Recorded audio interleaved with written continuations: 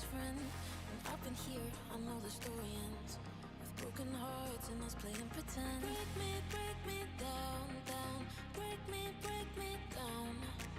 Break me down.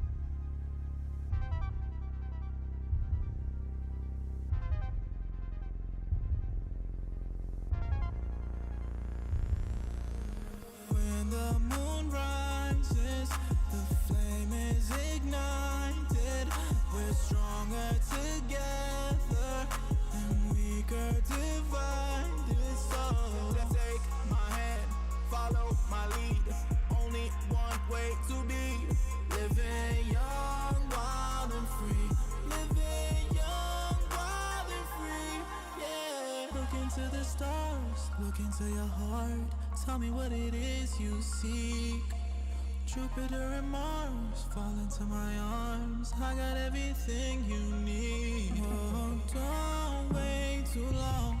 We don't have much time to spare. This could all be done tomorrow.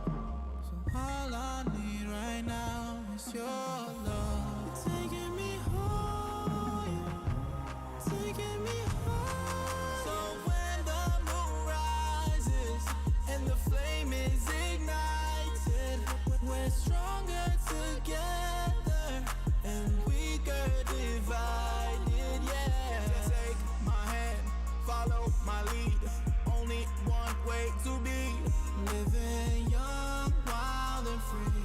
Living young, wild and free, yeah. We don't want too much. We've just had enough. Let me live in love.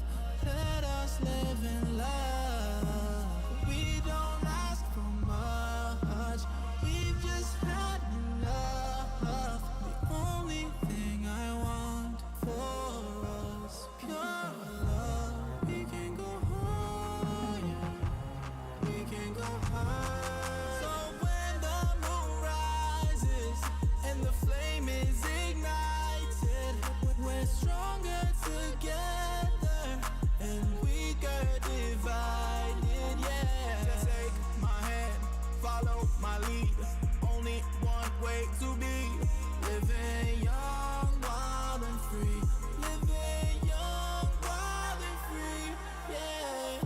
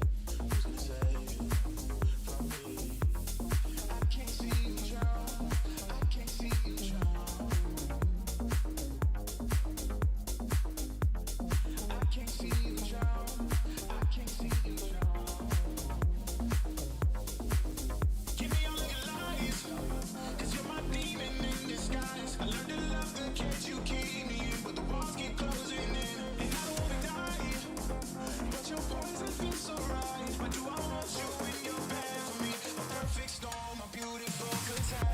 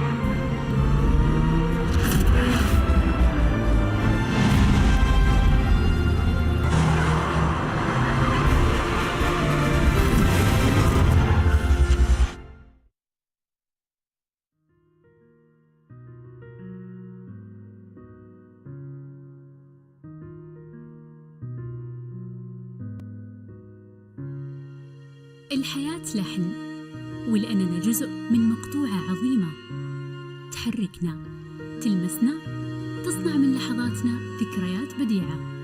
لأن الوجبة، التجربة، المغامرة يعطيك بعد جديد في هيلتون الرياض.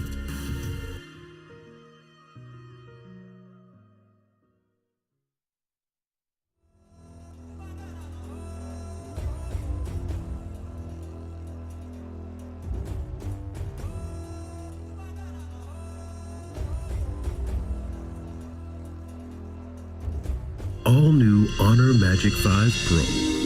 Freeze even fleeting emotions in just milliseconds. Take marvelous night shots with lightning-fast exposure. The display reveals more details in bright areas with an astonishingly long battery life that just keeps going. The latest flagship chipset brings you exceptional performance. Unleash the power of magic. Honor Magic 5 Pro.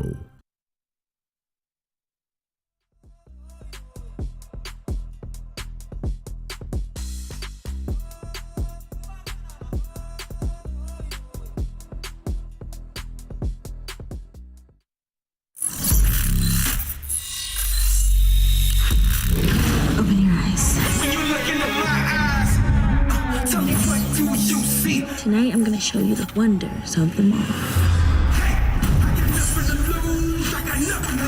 I need warriors.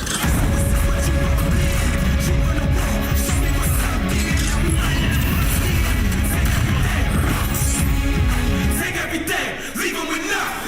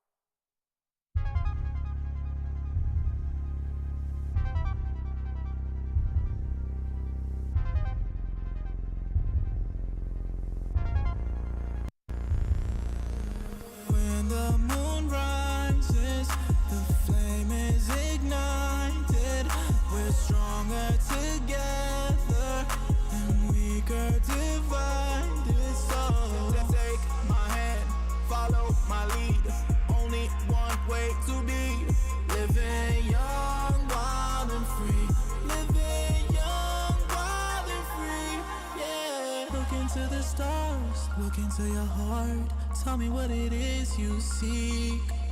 Jupiter and Mars fall into my arms. I got everything you need. Oh, don't wait too long. We don't have much time to spare. This could all be done tomorrow. So all I need right now is your love. You're taking me higher, taking me higher. So when the moon rises and the flame is ignited, we're stronger together and weaker divided, yeah. Take my hand, follow my lead. Only one way to be. Living young, wild and free. Living young, wild and free, yeah. We don't want too much. We've just had enough. Let me live in love. Let us live in love. We don't ask for much. We've just had enough. The only thing I want for us, pure love. We can go higher. We can go higher. So when the moon rises and the flame is ignited, we're stronger together and weaker divided, yeah. Take my hand, follow my lead. Only one way to be. Living young, wild and free. Living young, wild and free, yeah.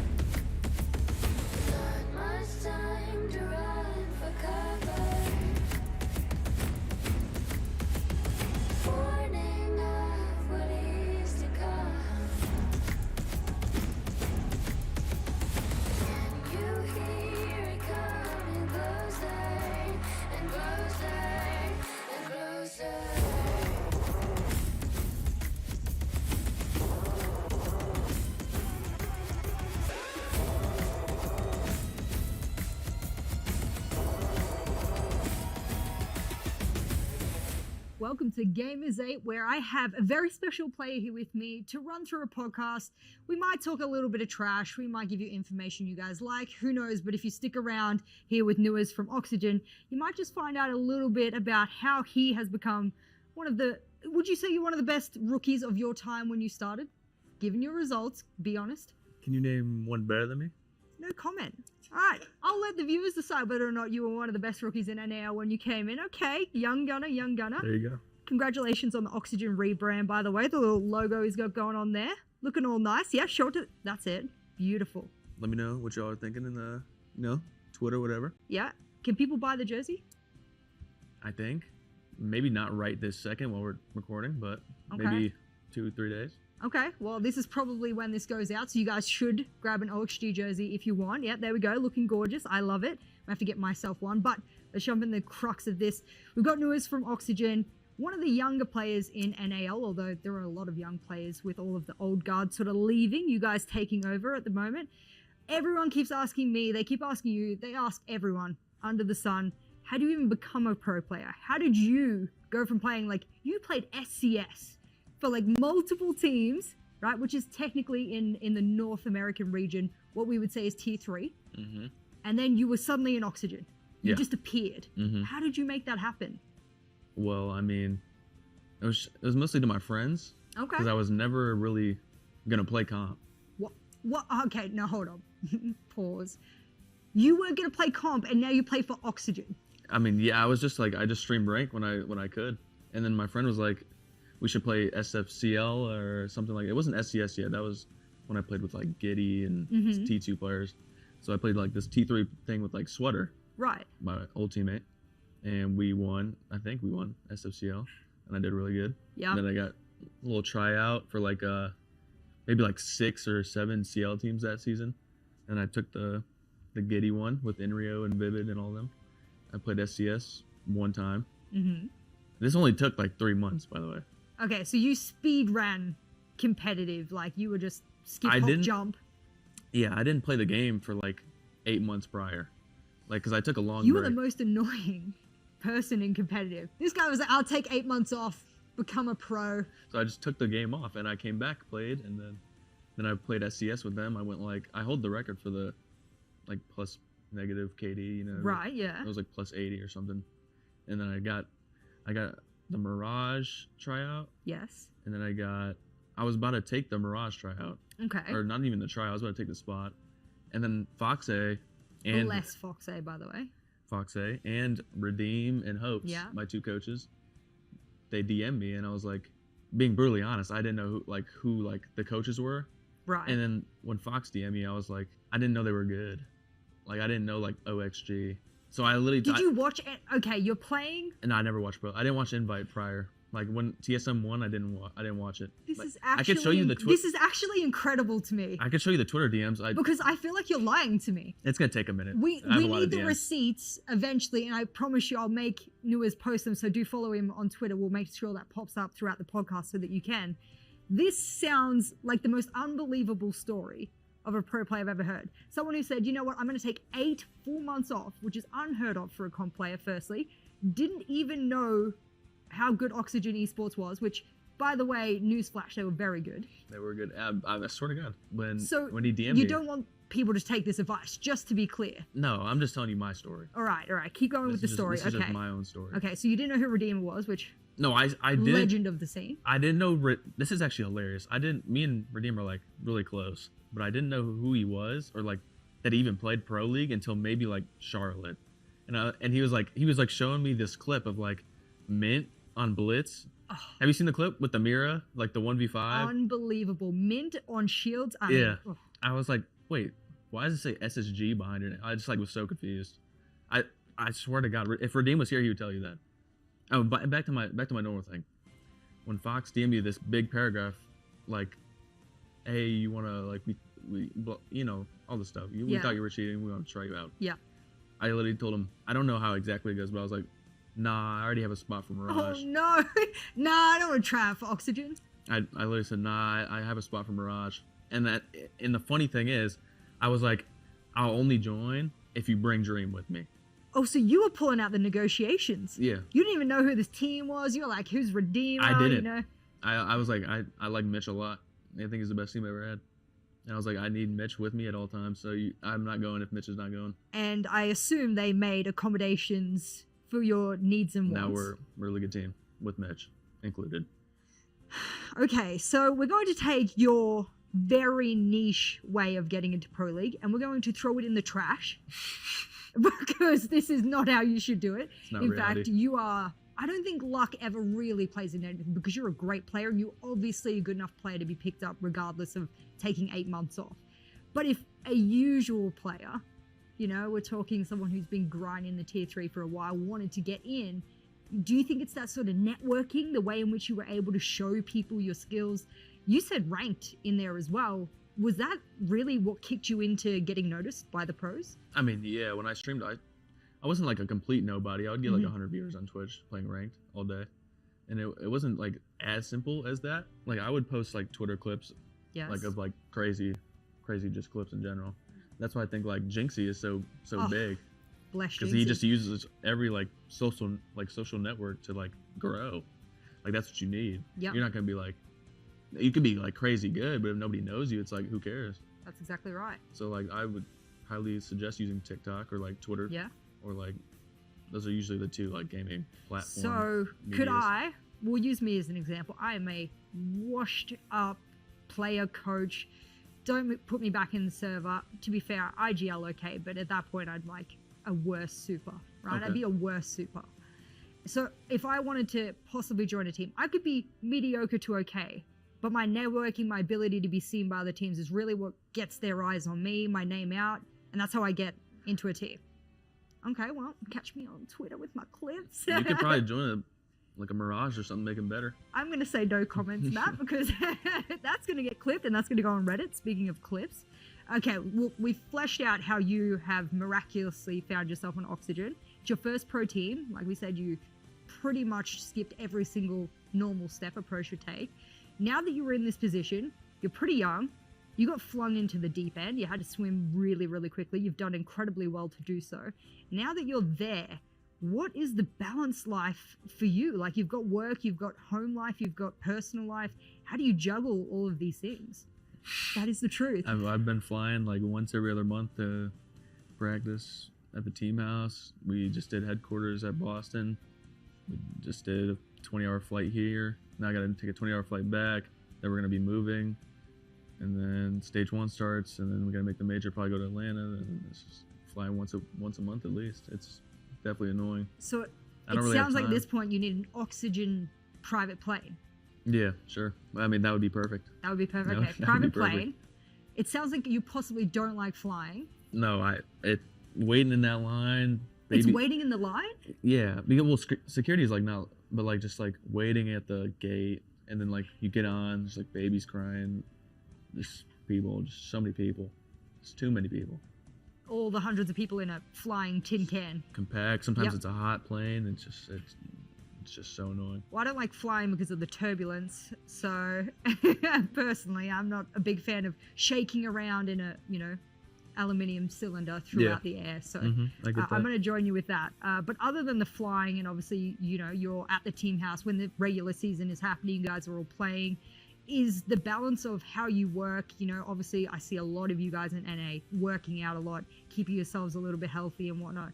Is that something that you have to balance at work and at home? Can you have friends when you're at the gaming house? Is anyone there to hang out on the weekends? Or are you just working, Monday to Sunday? I mean, I have a Saturday off.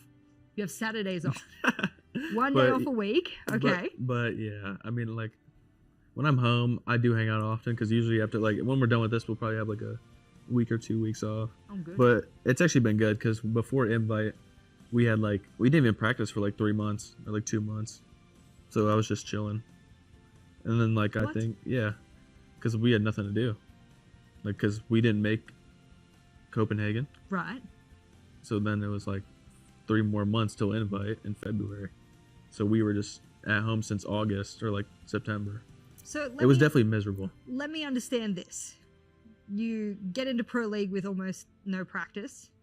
Then you almost take a lot of holidays off also with no practice, and you still maintain your skill. Are you doing this all in ranked? Like, how are you maintaining all of your skill? No, I don't play ranked. But we do practice. No, we do practice a lot. Like Okay. we just make it logical. Like if we're like that many months off, like we could take some months off. Okay. But when we do, like right now, we practice like do doubles every day, which is like Yep. 7 hours. And what's a double for the people who don't know the slang out there? Two different scrims, so 2 different teams, 3 maps each team. Takes about like 6 hours. Yeah. And you like to split it into 2, don't like to jam it into the night like everyone else does, or do you sort of do that? Now Redeem, jeez, Oh, Redeem is copying it. He's not even here to defend himself. Okay. smash them together, no break, no food, no nothing, just What? hop into the next one. That's a marathon. Yeah, it is. Oh my And then God. we do 3 different teams. So we'd have like 2 maps, but like three different teams. So it'd be like, whatever. We did good though. So I mean, Shout out to obviously him. the practice paid off, and Shout out to Redeem, him. yeah, knows what's happening. Okay. Now you said you obviously love to hang out with the friends. I assume some of your teammates are some of those friends that you get to hang out with when you're there. But when you do return home, how do you switch off? I mean, I know for me when I'm at events, I mean, I get home and I'm like, don't talk to me for 48 hours straight. Like, I need no contact. I need to just hibernate. How are you switching off? Or are you getting home, you're busting out the PC, and like you're back in range within like 24 hours? Be honest. I mean, I definitely turn the PC on. Like I really can't go nowhere without the PC. But I mean, when I'm home, I don't really want to be talked to like about like the gaming stuff. Yeah. Like so, I'll just like usually call my friends up and see what they're doing. Okay. But they work now. Like we're older now. Like like these 2 years have passed for me since really fast since I've been in pro league. So like they all work now, which is crazy to me. So now they got no time, and I got no time. So it's like, damn. So work is life for you. I mean that's essentially. what it is. I mean it's good work, but like that's what it is now. Mm-hmm. It's just life for me. Why don't we see more newest streams then? Where's the newest streams? How do you know that? I mean, I'm just saying. Look, I might have notifications on. Where are the newest Where are the newest Nah. streams at? I don't stream, man. I gave that up. I used to stream a lot. That's why like I don't want to. And I just like playing. I just like scrimming.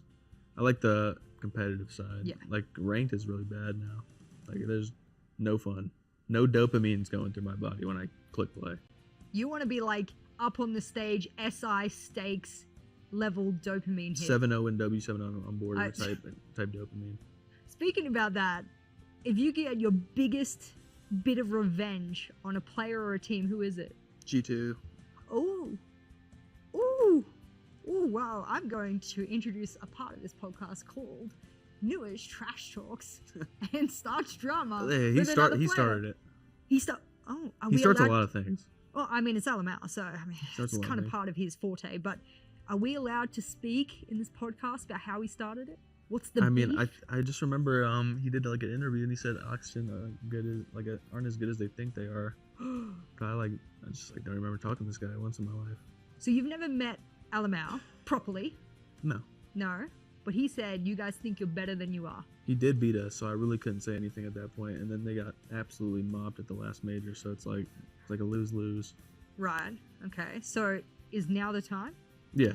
in Riyadh? It's like it's. time Hopefully he can make it out of groups though. Do you think he's not going to make it like out of hopefully groups? he can beat M80, or like hopefully he can Well, beat you like want it. You want it about you want it to just make it to the point where you're there. yeah, because So you're the hand that knocks. I think Blur was their glue. Like Oh. I think like Oh, I wasn't going to take this podcast in this direction, but I think Blur was the glue. when you got Jess Goad as your host, I'm going to break all the rules. I think I mean, like obviously they're good players. Don't get me wrong, but Blur is their glue. Like somebody's got to take the hit. Not everybody's going plus 50 every event. Correct. And now they just dropped a guy that's going minus 30 for another guy who doesn't play hard breach. So who's gonna play hard? Doki? You think Doki's getting on Thermite? Do you remember when he did? Do you remember that game Yeah. on Cafe? Yeah, I do. Yeah, that was. It's miserable. Sorry, Doki, but that was a little embarrassing. I feel for him because And those- he's an incredible fragger, so Yeah. why have him there? But now they don't have a hard breach. They just another super team. Ooh, So- might work. Now it's your turn to do the Alamau. Now it's your turn to throw the shade back. What are you saying? I mean, good luck. Honestly, I hope he makes out of group so I can play him. Good luck. Good luck. Hope he gets Okay. out of groups. All right, we're taking it out of the trash talk era for now. spoken about the fact that work's a bit of your life, not a bit, a lot of your life. Traveling back and forth, you're pretty much living and breathing Siege, and the dopamine hits aren't enough unless the stakes are incredibly high. Not enough. Which don't be an adrenaline junkie like Nuez. He needs to get back to streaming. I don't know. We need to bring him back down to earth somehow. So please do tag him and beg him to go back. It's to what being streaming. good does to you when you just win so many games. Like, so do you think that's a blessing and a curse? Because for you, when you joined and you went to SI and you're already placing podiums the moment you join a tier 1 team for the first time, you're on podiums instantly. You're like 3rd place here, 2nd place here, NAL stage, blah blah blah. You're putting podiums. Is that a lot of pressure on you? Because you start high. Where do you go when you start up here? it's like a Shaiko situation. Yeah. You just like never really stop. Yep. So I mean, like, I don't see myself stopping any time until maybe like, how old's Shaiko? Like 25? Yeah, I would say he'd be a year or two younger than me. Yeah, 25, 26. I mean, I still got it if he's got it. I mean, we had Reynolds. Was he 32? I'm throwing names out there. I mean, I'm trying to find the oldies of the Okay, old. but I mean like good old players. Okay, Reynolds. Like I'm people gonna going tag plus 70 Yeah, I mean, event. the monsters of the Yeah. server. So like I'd say I could see myself as just being him for like a while. Not even like trying to compare me to him, because I'm me, he's him, 2 different people. But I can see the resemblance though. Like if you just wanted to like suddenly start speaking French, I could Je see it. m'appelle. There you go. New Shaiko. I mean, look, jokes aside, we spoke about pressure now. Now I want to sort of dive into the fact that you said, yeah, I can see myself doing this for another 5 years, right? 7 years, let's say 8 years. You're pushing it. Look, let's just say, I could be a coach maybe. I mean, all of us who can't play become coaches. Yeah, I mean that's and then the when play. you're done with that, you go on the analyst desk. Or you could do org stuff, like be a That's general true. manager. That's So true. I think there's a lot of areas I can go to. So for you, esports is it. It's the end game for you. I mean, I don't want to work at like Chick-fil-A or nothing. So I mean, no one's saying you have to work at Chick-fil-A. don't work at, Although like, to be Taco fair, if Bell. you do, please give me discounted chicken. I love chicken. no, I'll give myself the discount, and then Then you can bring. Okay, see guys, when Newers starts working for Chick-fil-A, we can all just go get discounted chicken. do a All good right. job. But is this sustainable in your head? I mean, right now you're saying you are living and breathing your job. You're living and breathing Siege. Is this sustainable for you? I think it's worth it. Yeah, I Okay. think like the pay is worth it. I Because think- I know. I mean, like if I wasn't worth it, like if I was like on like a like low tier NA team, Yeah. I'd be like, no, this is pointless. But they also don't really make events, so they don't really travel. They don't have team houses, so it wouldn't be as bad. Right. So I suppose the responsibility wouldn't feel as harsh for you in those moments. Yeah. But I think the pay is good. The pay's good. If it wasn't good, I probably wouldn't be doing this for a while. That's right, because you can just take off 8 months and then come back whenever you want. Remember, don't forget that, guys, because you could just take off as much as you Also, wanted. prize money is really good. Prize money. I mean, here in Year Riyadh, is I crazy. mean, the fact that you can come to Gamers8 and you only need to qualify or be invited, right? You don't need to accrue points throughout multiple other events. You just show up, bag 750k. Are you going for the kill leader or the MVP, which is an extra 10k a pop? I mean, if it happens, it happens. Mitch is also trying to get the most plants. Isn't that an award? Isn't that an award as well? Is it? See, I am fundamentally unprepared to knowing all of them. I know kill leader and MVP is definitely ones. I'm pretty sure most plants is one too. Possibly most plants might be part of it as But well. I mean, I'm not gonna purposely go for. I'd rather win than. Yeah. But like, I mean- you know me, like, the kills will like be there. I have a sneaky suspicion that we're going to see the most aggressive event between tier 1 players. Like, we're talking like, think about the Like meta in the we're game.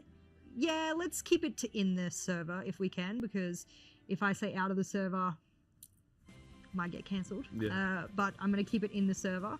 I think, given the meta we're in currently, there is not a better event to see fast-paced plays. Like, the observers right now better be doing their stretches.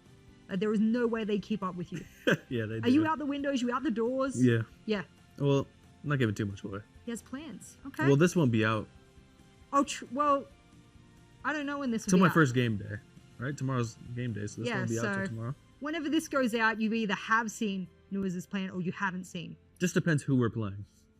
We got like different strategies for different teams. Oh, they've prepped everyone. Well, that goes to show how prepared Nuez is. He can take off 8 months, come back, prepare for everyone, win Gamers8. Add that to the that was trophy. a year ago. That was That a was year ago. Charlotte. That was short-lived. Okay, all right. outside of that, do you have anything the world should know about you? You're young. Yeah. I'm not young anymore. 20. He just wants us all to feel old. I mean, it is old. Like 20's old. Oh, well, with that, Like, you gotta look at, like, people are like, there's people like 18 in the league, and I'm like 20. that really cuts deep, man. I mean, I'm beyond Heartbreak soon, so it cuts deep too to me. You know what I mean? Give us a fun fact before we let you go. Something that no one knows about you. Nothing weird. I could probably win a food eating contest. What's his name? The guy who eats a lot of hot dogs? Why would I know who the dude Does who anybody eats know the hot guy dogs? who eats a lot of hot dogs? Does any of The production... hot dog eating contest guy. Okay, I've seen the videos. I didn't know there was a guy. Well, but I'm saying Lewis I follows it. eat a crazy amount of food. That's probably like it's only a crazy fact because it is crazy because I could probably eat like if you put like 5 double burgers in front of me, I could probably eat them all with fries.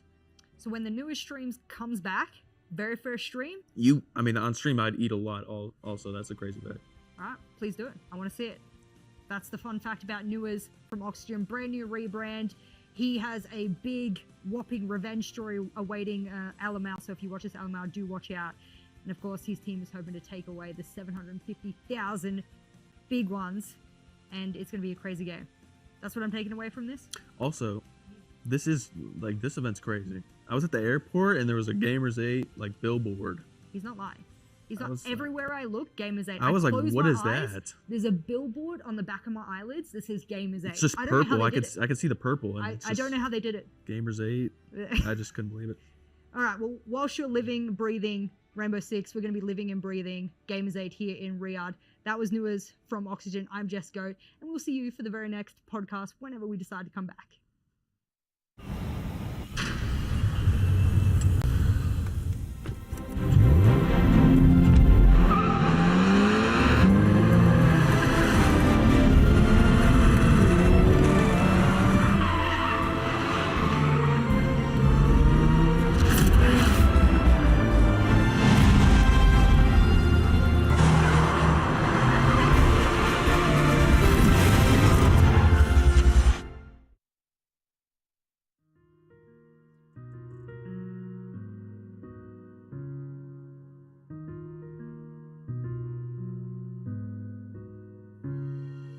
الحياة لحن، ولأننا جزء من مقطوعة عظيمة تحركنا، تلمسنا، تصنع من لحظاتنا ذكريات بديعة.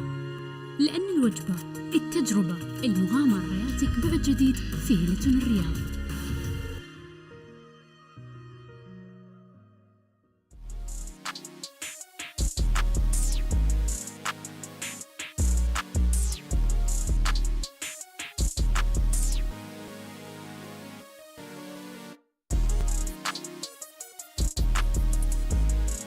All new Honor Magic 5 Pro. Freeze even fleeting emotions in just milliseconds. Take marvelous night shots with lightning fast exposure. The display reveals more details in bright areas with an astonishingly long battery life that just keeps going. The latest flagship chipset brings you exceptional performance. Unleash the power of magic. Honor Magic 5 Pro.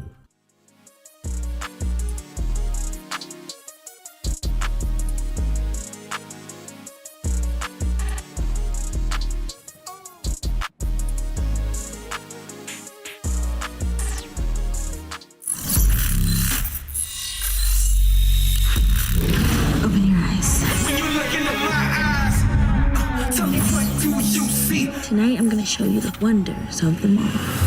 Hey, I got nothing to lose. I got nothing to lose. I need warriors.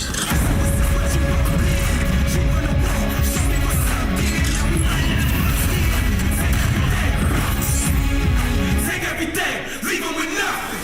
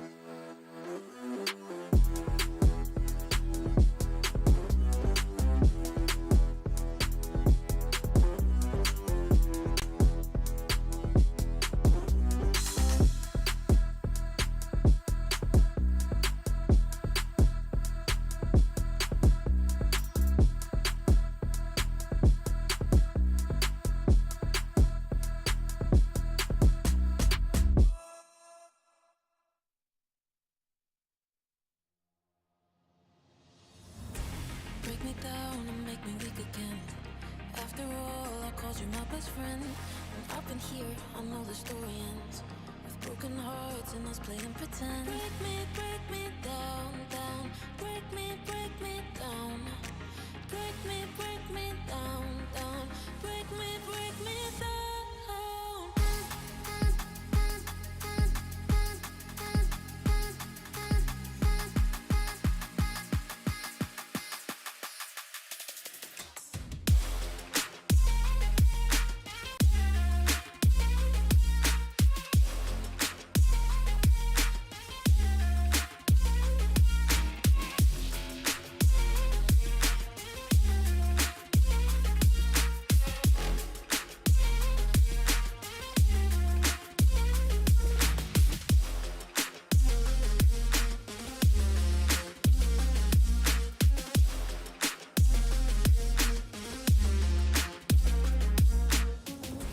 Break me down and make me weak again.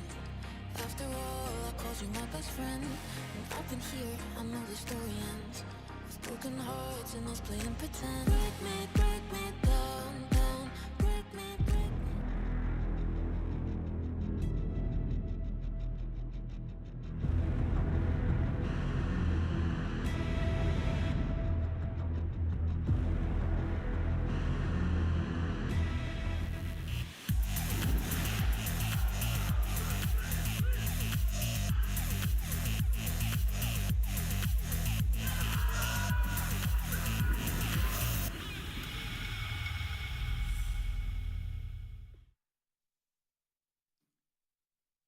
Welcome in, everyone. It is day 2 of the world's largest esports tournament here for Rainbow Six. My name is Gibson. I am joined by Whippet for what is the final day on the Bravo stream.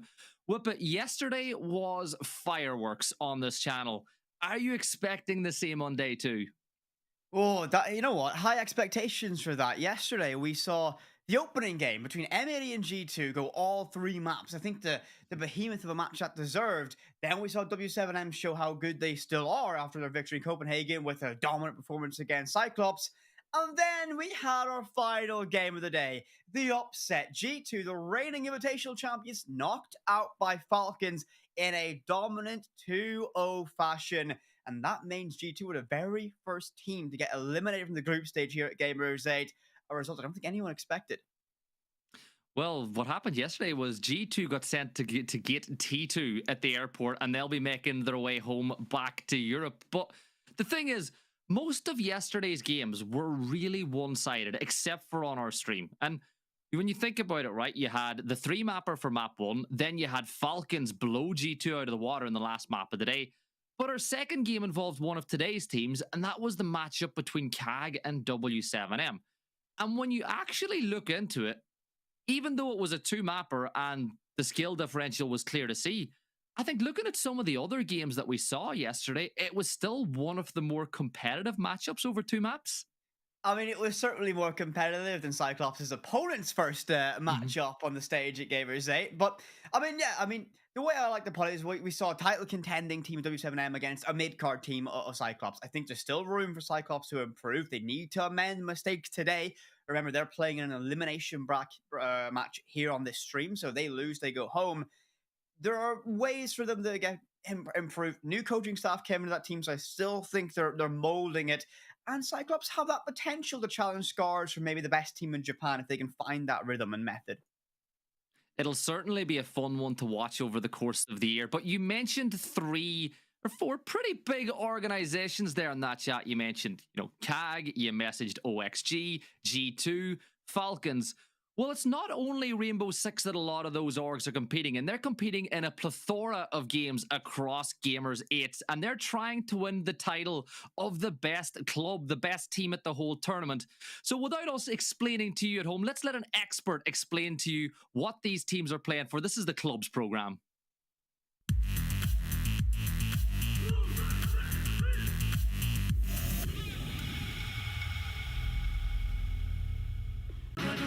This year, esports will reach new heights. Welcome to the Gamers8 Club Awards, an unprecedented initiative that will determine the best overall esports club in the world and also support the entire global community. During Gamers8 2023, the world's best clubs will compete on 2 levels. First, in each individual tournament, and second, in the overall standings. High placements in every title will earn them ranking points, initiating the race to the top. After 8 weeks of intense competition, the winners of the Gamers8 Club Awards will be honoured as the best and most successful multi-gaming club in the world. Competitors will fight for the lion's share of $5 million. However, it's not just about the money. On August 30th to 31st, the first annual awards ceremony will take place in Riyadh, Saudi Arabia. The land of heroes awaits its new conquerors.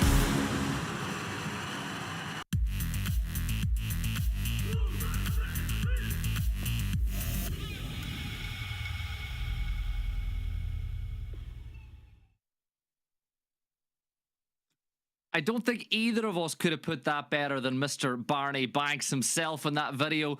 But we were talking about this, right, before the event even started. The club's idea is so big for esports. Another big incentive for these orgs to pick up teams across so many games in the ecosystem. And I just think that the club's award scheme is a really good one for these teams to compete for. Yeah, I mean, it's a massive one. I mean, I'll branch away. I'll talk about a game that's not Rainbow Six. You got a lot of battle royales coming out there, especially in Fortnite. Individual players can be on teams with multiple org members.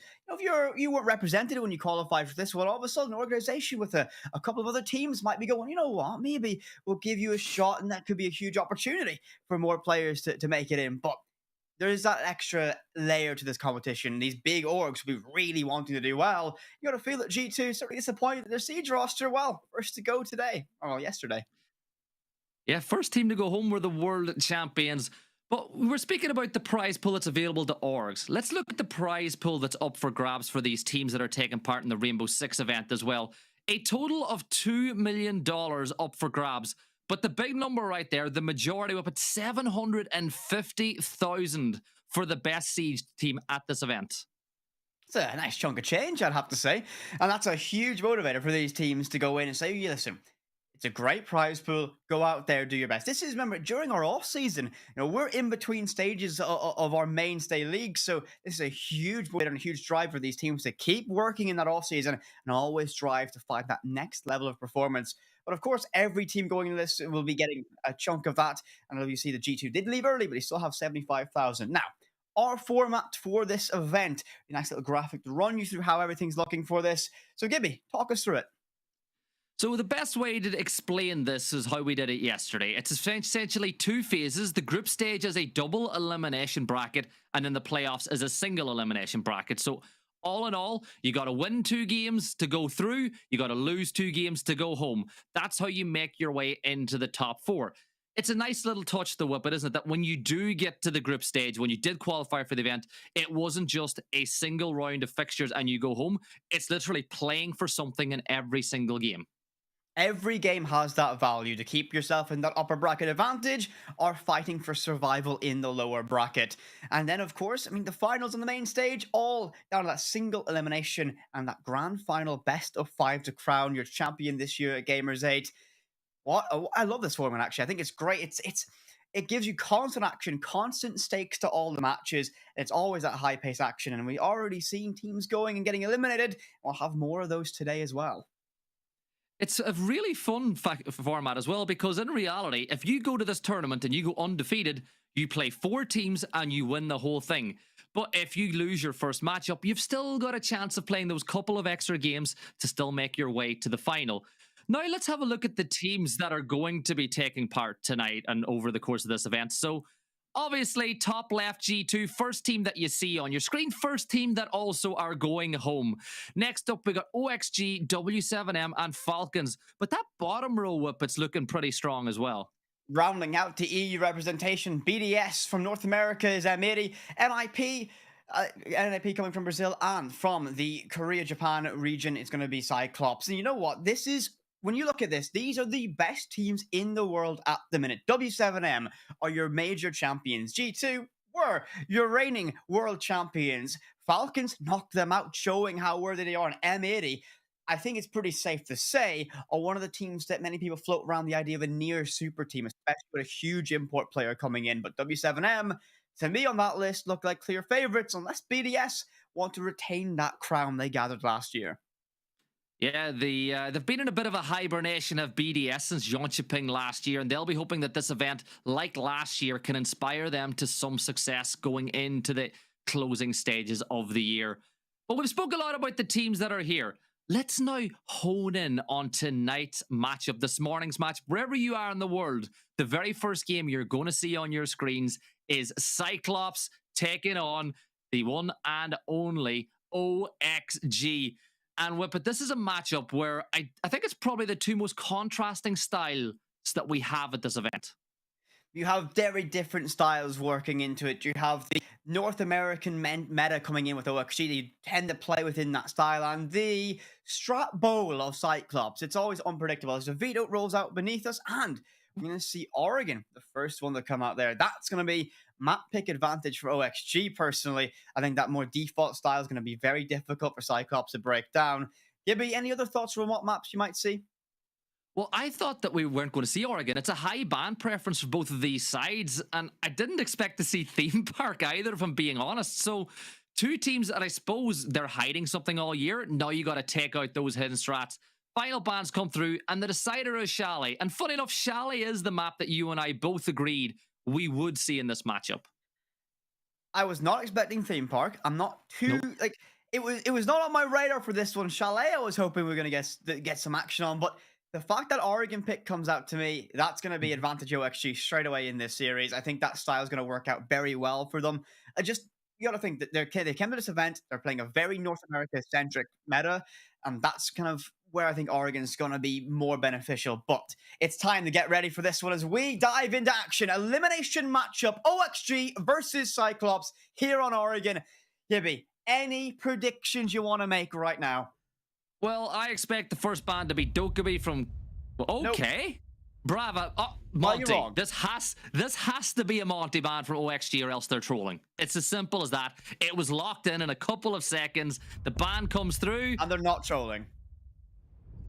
Like, honestly, imagine being Anatun and being the best Monty player in the world and teams going, yeah, we're not going to ban an OP operator. We're going to ban your operator.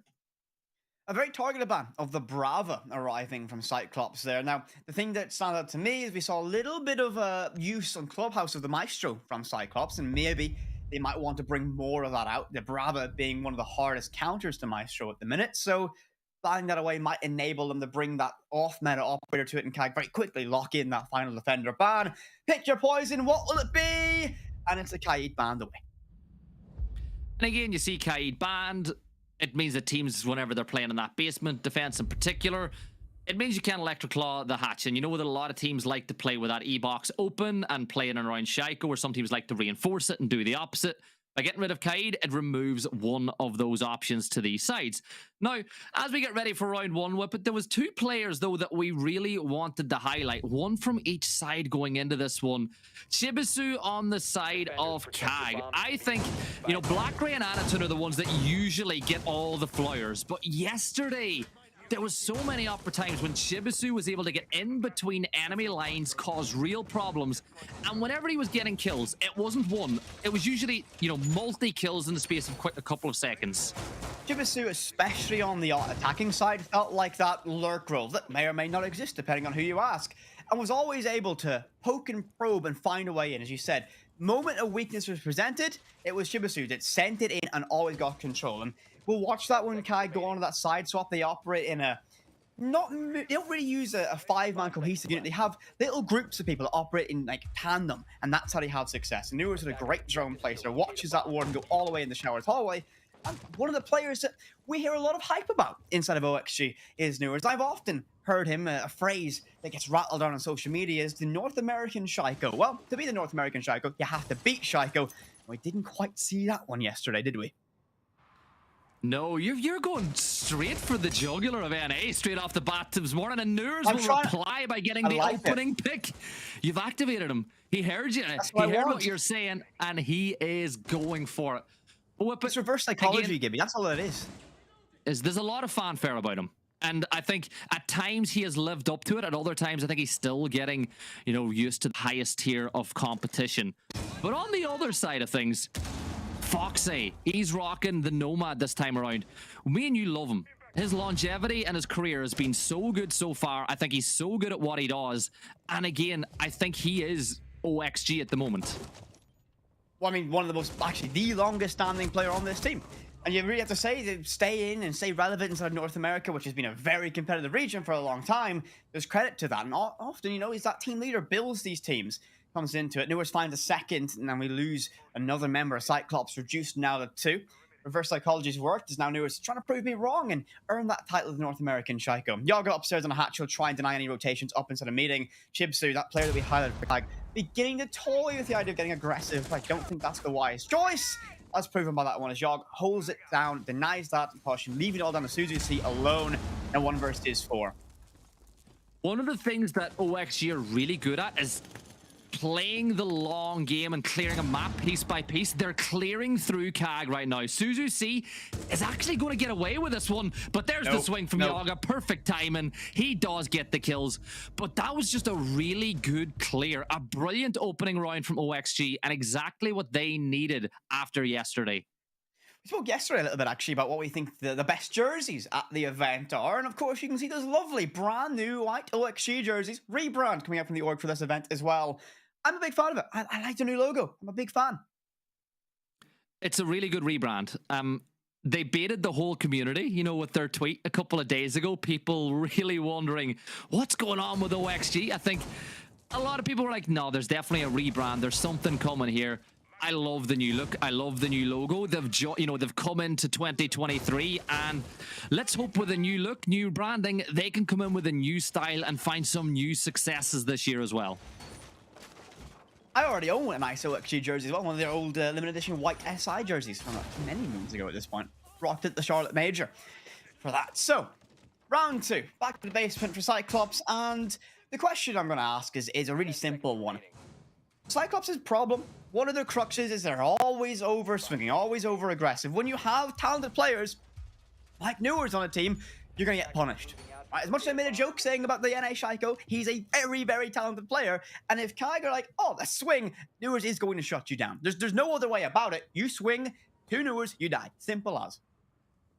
If OXG play anything like they did yesterday, though, they're going home. That was a very poor performance by them. I expect so much better from this roster. And another opportunity for CAG to get the opening pick, but this time he falls back. That's twice now the open engagement has come that way. And in reality, CAG haven't won either. They've lost the player the first time around, and they're forced Black Ray to fall back to site this time around as well. But it's, again, very, very linear and structured from OXG. They're pushing in from that small tower side. They're making their way into the map. They get a player up on top of big tower as well. He'll work his way down through the tiers of that area to catch any rotates back to site. Again, it's very, very... checklist orientated, this attack that's coming through from OXG. It's very Oregon. That's what it is, Gibby. This is Oregon, open brackets B, close brackets Oregon. It can be a boring map from some people's perspective, and it goes in a very routine way of play. Now, we do see some changes, like the Fenrir might make things a little bit more difficult. There's mirror in play in hands of CYCLOPS, which could be a problem once OXG get in the side and begin to flirt with the idea of an execution. But it's going to be a checklist procedure, following every single step to the letter. And maybe that's where a team like CAG can be disruptive, but I also think they're going to get punished for that one, because this map doesn't give you flexibility for all the wild and crazy stuff we tend to see from them. Well, this is why it's a trialist map. Any team trialing a player, this is one of the first places they go to. Now, OXG have cleared the rest of the map. Now they're starting to push down through barrels and back. So with that, you're wondering, will CAG be able to repel this push? Yaga has got a little bit of utility still inside the pocket as he begins to push down through Big Tower. He's got some support from Dream as well. They need to clear Pillar now if they want to make a move. 2 stones and a nade forces him back down highway. And with the second nade being thrown, it should do a little bit of damage pre-firing in towards site, but he's not going to find anyone this time around. Yaga still playing in position. Anatun forced back into Freezer, but there's the opening pick. Chibisu finding it, and the FNAT minds up at stopping this push through barrels. No, that push can be so difficult. The moment that goes off and triggers this little second where your vision gets clouded, and that's going to be when Black Ray swings. A flashbang goes out in a second cross, but a huge shot by Newers finds it, and that's the opening that OXG need. Fish can get aggressive now with the LMG in the hands of the Amaru. But a cross held by Anton. This is still a strong position from Kag, but Anton needs to win this fight. Chipsy's going to get one of the fish, and this could be a problem now. The plant's going to go down in the hands of Dream, but he's going to pull off it for OXG to find one pick with Foxy, only for a trade. Chipsy's going to be in DBNO, leaving Anton alone against the might of OXG. Newers and Dream. Dream team combination in the shoulder beat, but he knows exactly where the threat is. You need to run, right a plant, no! Newers is good for it, finds it, saves OXG, and gets the second round. I was about to say they should have stuck the plant the first time around, but they proved me wrong. They got close to that highway door, and it was good cover from Newers. They must have known or got an audio cue that that was a DBNO back towards the other site, but OXG taking a 2-0 lead. Again, Chibisu, the player that we highlighted for CAG based on his performances yesterday, getting a couple of kills on the round, but not enough to win. And this is the thing. If OXG can continue just frustrating CAG, playing really slow, forcing CAG to make mistakes that they will make whenever they get aggressive, this is a big... Oh, we got a wave. Look at this. Oh, go on, finish. Come on. Yoga, finish the wave. Go on. Oh, right. Okay, we're all ready for this one. Right. Oh. It's synergy's not quite as good as I would have liked it to be. You know what? Point out of 10, Gibby. What are you going to give the team wave? Foxy's enjoying it anyway. What are you give the team wave out of 10? Newers and Foxy get a 10, right? They were bang on. I'd say Fish gets a high score as well, but everyone else, no. No, everyone else, I think, obviously, Dreams and Yaga get a 0 out of 10 for that performance. You know what? That's fair enough. I'll tell you what, though. It's been a 10 out of 10 performance so far in Oregon. They've managed to find themselves 2 rounds back-to-back. And Newers, you know, I think maybe struck a nerve with North America saying that he's not the North American Shaiko. He's proving me wrong. What a huge save for this team to be able to deny a clutch potential from Anton to get that second round. But as I mentioned in our ban phase, this map is going to be OXG's. There's no real other way of looking about it. The structure, the way it's played, it's going to be difficult for Cyclops. I think it is a map that will suit OXG. Again, you only have to look back towards SI to what this team can be whenever they're firing on all cylinders. Really good performances. I believe they made it through to the semi-final, and they played really well that tournament. Again, not the most flashy team. Yes, Newers is so good on that entry, and he's one of those players, you know, a lot of people call him the North American Shaiko. He doesn't want to be called the North American Shaiko. He wants to be Newers, and he wants everyone to be like, yeah, he's an incredible player in his own right. But I think the strength of OXG is the whole unit, not necessarily individual players. And they've done that pretty well. Again, it's a map that will flatter their style of play. And I think they'll be challenged a bit more as we move deeper. I think Chalet is one that may be a challenge if we, you know, whenever we get to see there. But another thing to point out, though, about OXG, if anyone wasn't paying attention yesterday, you know, none of them got luggage. I think Dream is the only person who got his luggage. It didn't make it to Saudi Arabia, and I heard Foxy complain about the fact that he had to, you know, wear pajamas most of the day yesterday.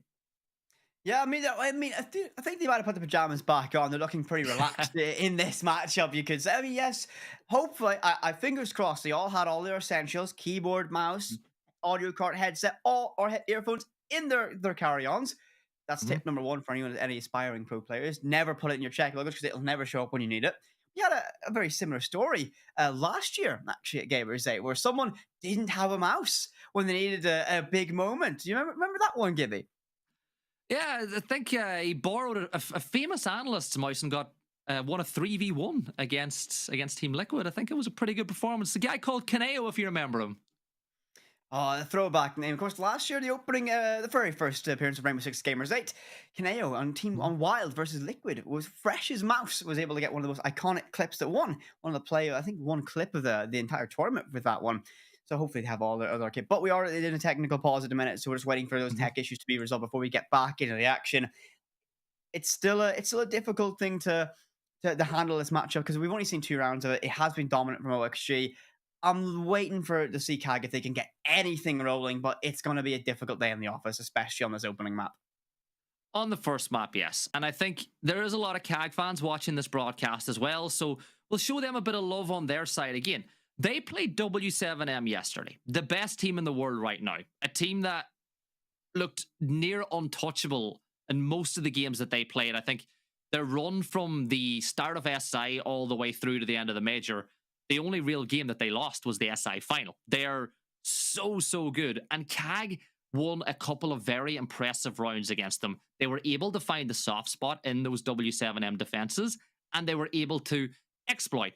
I think the big problem that they had was a lot of the CAG style, as we'd say, they've got a bowl of strats and they just reach in and pull one out, and then they've got a bowl of operators and they reach in and pull one out, is there was this tendency to try find the backstab every single attack. So they'll put 4 players forcing one way towards site, and the 5th will, whenever all the attention is focused one way, they'll try sneak up the back entryway in towards the site and catch out the defense. But W7M knew that. So they kept 4 facing one direction to where CAG's primary push was, and they were able to leave, I think it was Philippe Ox yesterday, watching that backstab all time, or the rest of the map. I think OXG are going to have to do the same thing. I want to get in there really quickly. Okay. It's not so much that W7M done their homework. I think everyone knows what CAG is going to do. You know what I mean? Every single time we see them play at an international event, what's the ban? What attacker do you ban against CAG? Every single time? Well, Monty, it's the easiest ban in the world. And so if every single team bans the same operator against the same team every single time, clearly that team, you might categorize them in that one-trick pony arc. They're more than that, but they're a team that I think relies on individuality way too much to have success. You know, you mentioned that OXG are kind of a greater machine than some of their parts from time to time. They are a really cohesive unit. CAG look disjointed. They can have success in their domestic region with that, less so in stage 1, but they've managed to qualify to get here. But I think they need to find that level of cohesion. They need to operate as a 5-man unit more often, because when you're trying to make solo heroic plays all the time, it just can fall apart against a more well-structured team like we're going to see today. Yeah, it definitely will. But the thing about CAG is they're geniuses. They actually are geniuses. They reinvent the wheel all the time. They're the funnest team in the world to watch. You and I had a conversation yesterday. If we could just work Japan for the rest of our lives and cast games like CAG against Varel, we would do it every day of the week. It'd be so much fun.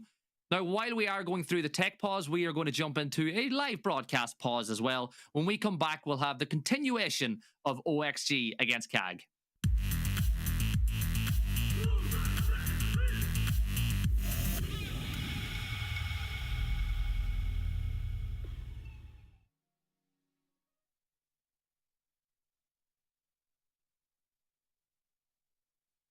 Hello. I wasn't expecting us to be back. I was like, welcome. How was your water? Did you get hydrated enough?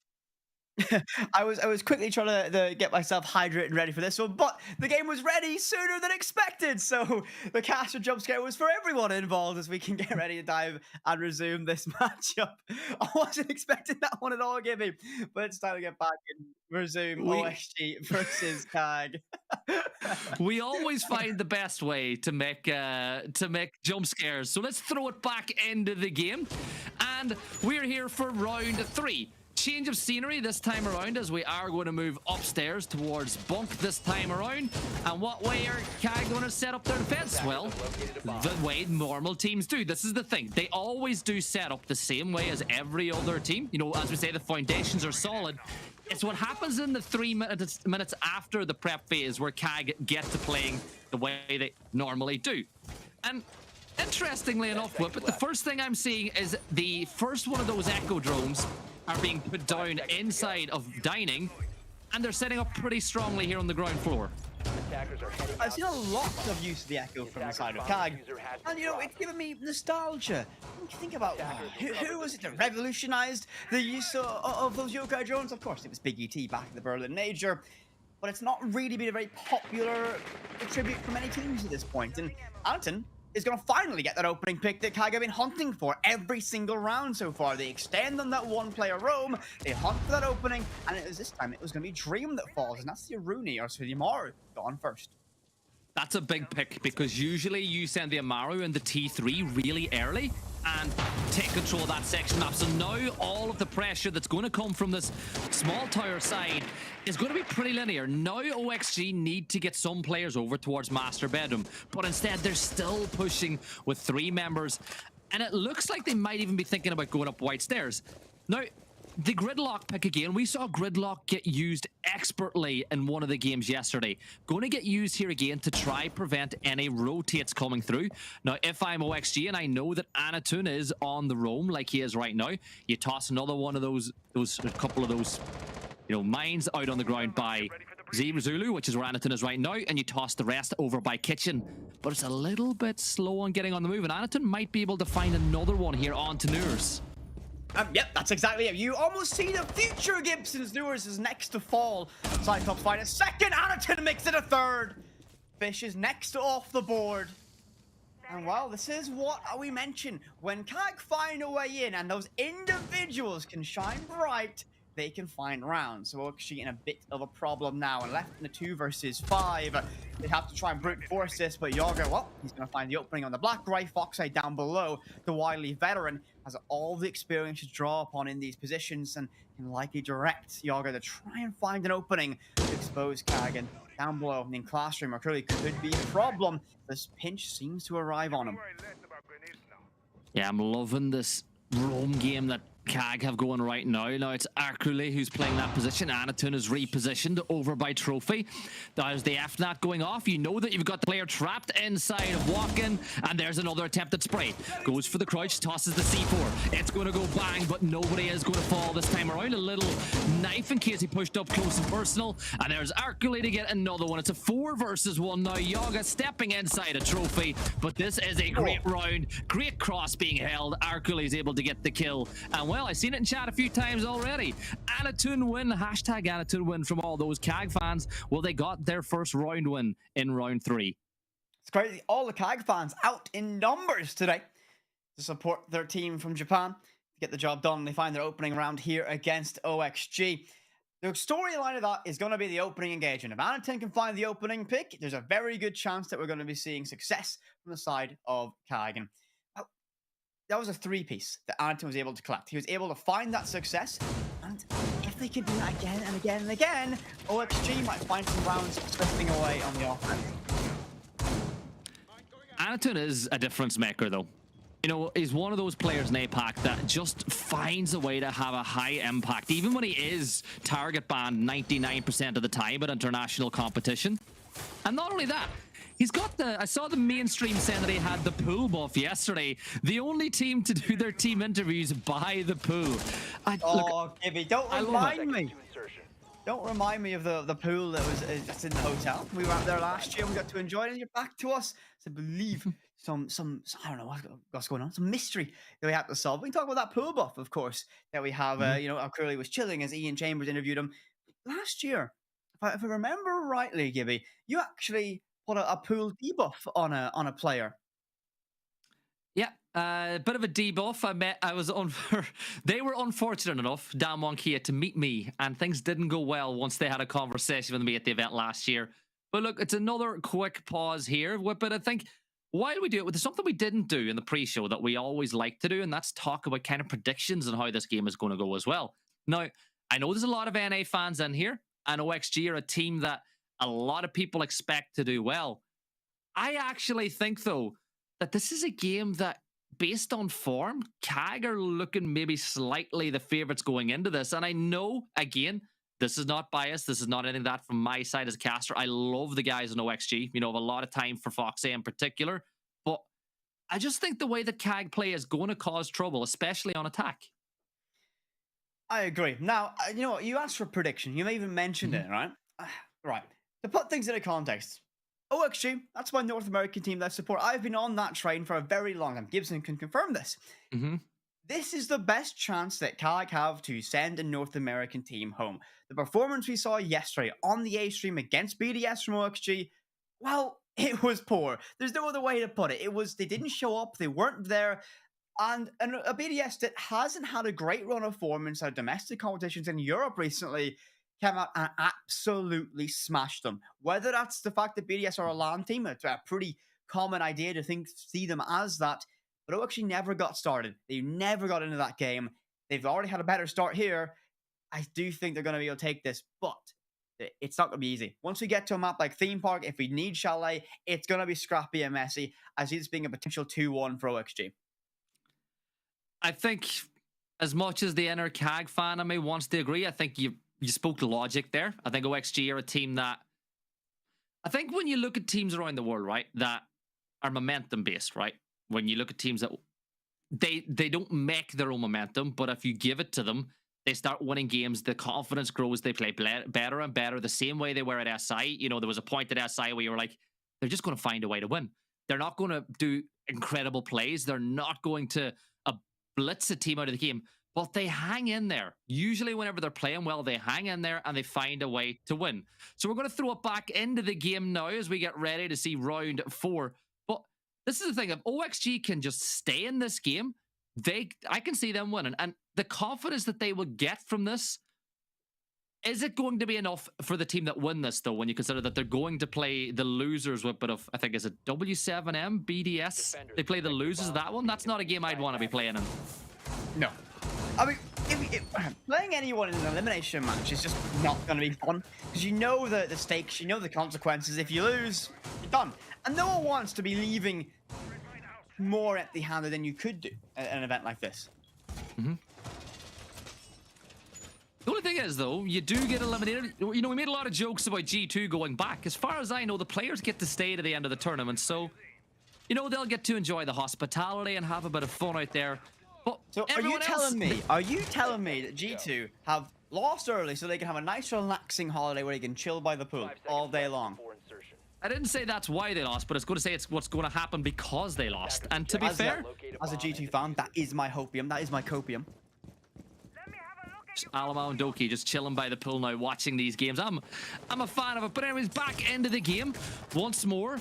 OXG, every other time pushing from that small tower side, making their way across. Again, it's what they're trying to do once more. Black Ray takes a bit of a beating in that gunfight, but he's still inside the fight. And he is going to get pick up one. You know the way people always talk about Iana being almost impossible to see? The head just stayed out beautifully there for Black Ray. But also, like, the confidence, right? You knew it just watched him cross once and go, okay, I'm still going to hold it. You don't really expect Black Ray to peek that again and to win it. Does so. Or could he very extended up inside of showers? And Foxy has no idea. They have no idea at all. And Arculi could find an absolute freebie and is going to. Patience is a virtue and finds the headshot of Foxy. 5 versus 3. Cyclops in the lead once again. And all of this stems from the early pick advantage given to them by Black Ray. And it's the way that they're playing. CAG are trying to get really close and personal. There's another opportunity now for Arculi, who's by the door. And Yaga's going to peek the window now as well. And yep, thank you very much. Arculi picks up another one as OXG can barely get a foot inside the map this time around. This is a really good roam game being played by CAG, and the fans are loving it. But you know that old saying, HP is a mindset, that Tristan told us once?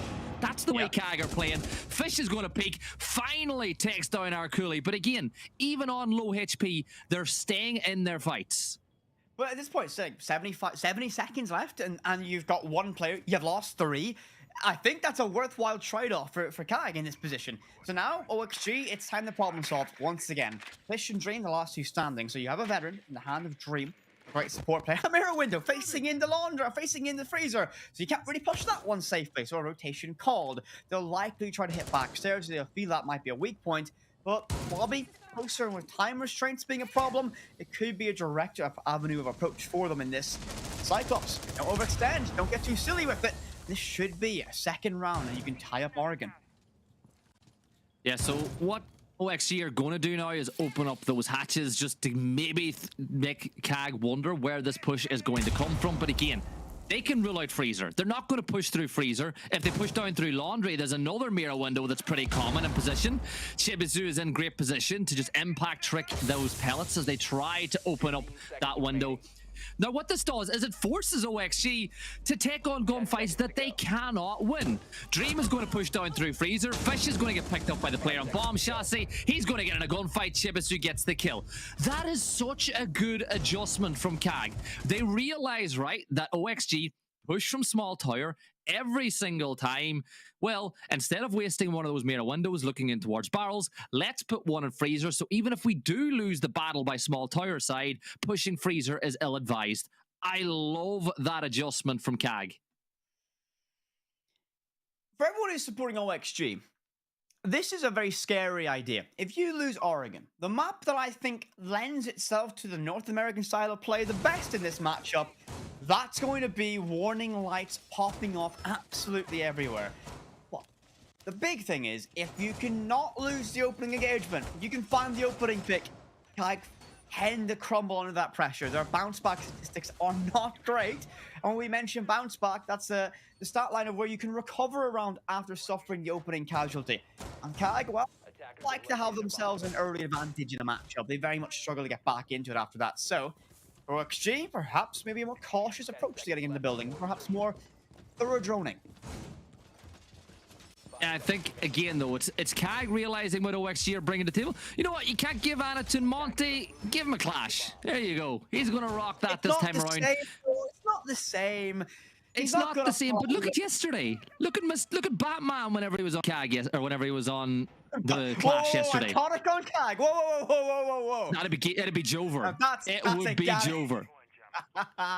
If I saw Iconic with .cag in his name, honestly, I think Apex winning the next Invitational. I think that's how we can put it for that. Fish will try and make an entryway into the master bedroom. They begin to gain control upstairs. Has a drone ahead of him. It's his own drone, but being thorough with this is Yaga begins to work on verticality in small tower to clear any of these default positions and make that wall more vulnerable. Spots and detects that clash and begin to try and work away, tempting, baiting, holding those nades in hand, maybe waiting for a member of KAG to get aggressive and try and swing him. Well, Fish does get the opener, and it's good to see that stat line for him starting to improve. It was not a good day by his standards whatsoever. But again, you look at the push from OXG, trying to take it through small tower. KAG are like, you know what? If you want to push through small tower, we're going to meet you there. It's a pretty easy attack for KAG to read. Now, Chibisu playing on the dock means that he can stand there, take those gunfights, get himself back up to full HP again. But at some point, OXG need to push into the building. There's 1 minute and 30 seconds gone. As you can see in the minimap, they've got no foothold whatsoever, and this plays into KAG's hands even more.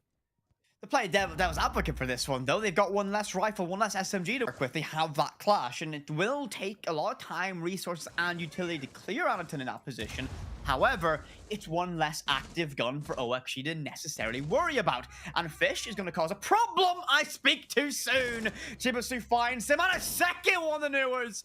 KAG have found their mojo now, and looks like to take another fight. Yaga will find that trade and bring us back level 3 versus 3.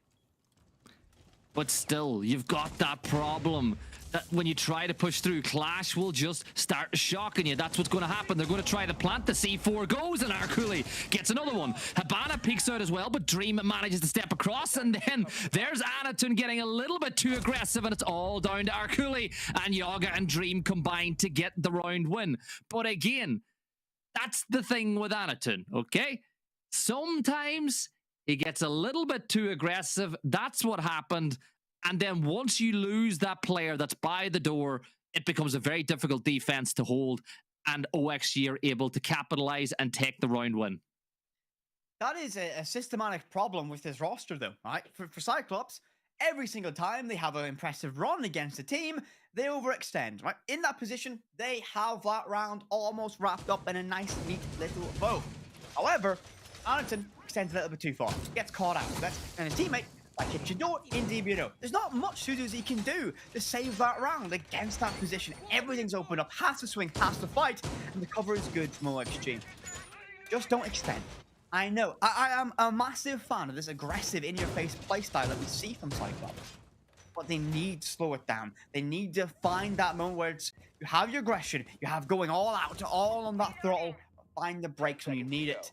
And they might be a very dangerous team, but until that identity crisis is fixed, you'll have more rounds like that.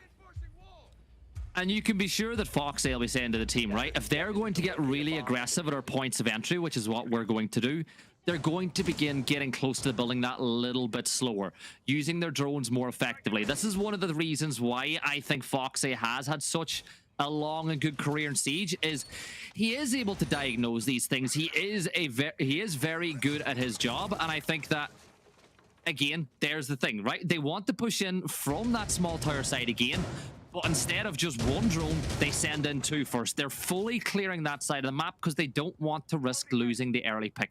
It's a micro adjustment by OXG, but it's the right one to do because CAG have been winning those entry battles. And as I say, Anatun is going to get another one. And yeah, that was the player trying to get some pressure onto the master bedroom side.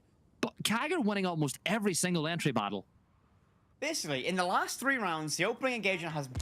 Actually, in the last round, it happened to Fish, but it was the 2 rounds after before that, it was always CAG that were able to find it. Opening engagement so far in this matchup has led to a round win. So with 100% opening pick conversion for both these teams right now, will CAG be able to find success once again? Anatun down below, trying to like someone to perhaps on that game's window repel. No one's there. An impact trick will deny the second. Elma charge the second part of that sequence. They have a lot of resources to keep opening that up. It will get patched up. But look at this. Fish is so tantalizingly close to Arculi. If he hopped on and Scotty would have seen it, but that repel is it's over. Right, Fish is dead. Simple as. Oh, it's a bait. He baits it. That's huge. As Foxay finds a trade back to Chibsu.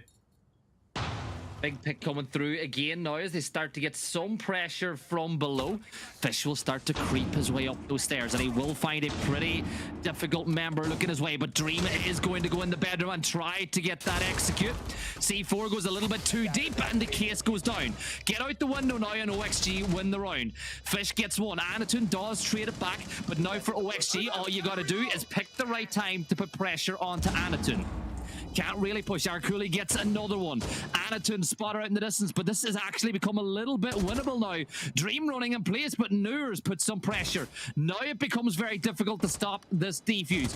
You got to try to take on this gunfight. Does a little bit of damage. Swings across. Gets the kill. Almost gets the other one. 2 versus 2. 7 seconds to go to try to stop this defuse from starting. Arculi's going to go for it again. Pre-fires around the corner. There's one kill, but it's a 1v1 and Noors takes the round win. OXG put that one in the bag, but they made that a little bit more closer than it should have been. Oh, I shouldn't have got that close. Really shouldn't have. The plant went down, the cover was perfect, and the reason I'm very impressed with that execution is we saw Fish on that game's window was so close to rappelling up, but the call was made mid-play to go right. Just sit on white stairs, hold the cross as Dream will make this plant stick. Perfectly coordinated by OXG. Perfect execution. It got a little bit scrappy in the post, but I'll be fair. Is any team going to win that? It's going to be CAG, but the half ends 4-2 advantage for OXG. We move to the side swap. Now CYCLOPS on the attack. This is where I'm going to ask some questions of what can they do on a map like Oregon. I see a cap enjoyer. Foxay is going to try and catch out anyone who might be a little bit too fast on the side of CYCLOPS. A lot of people compare, teams to a well-oiled machine, right? I think CAG are like an engine, right? You got to get the engine warm to get peak performance. But I think the engine for CAG sometimes gets a little bit too warm. It overheats and blows.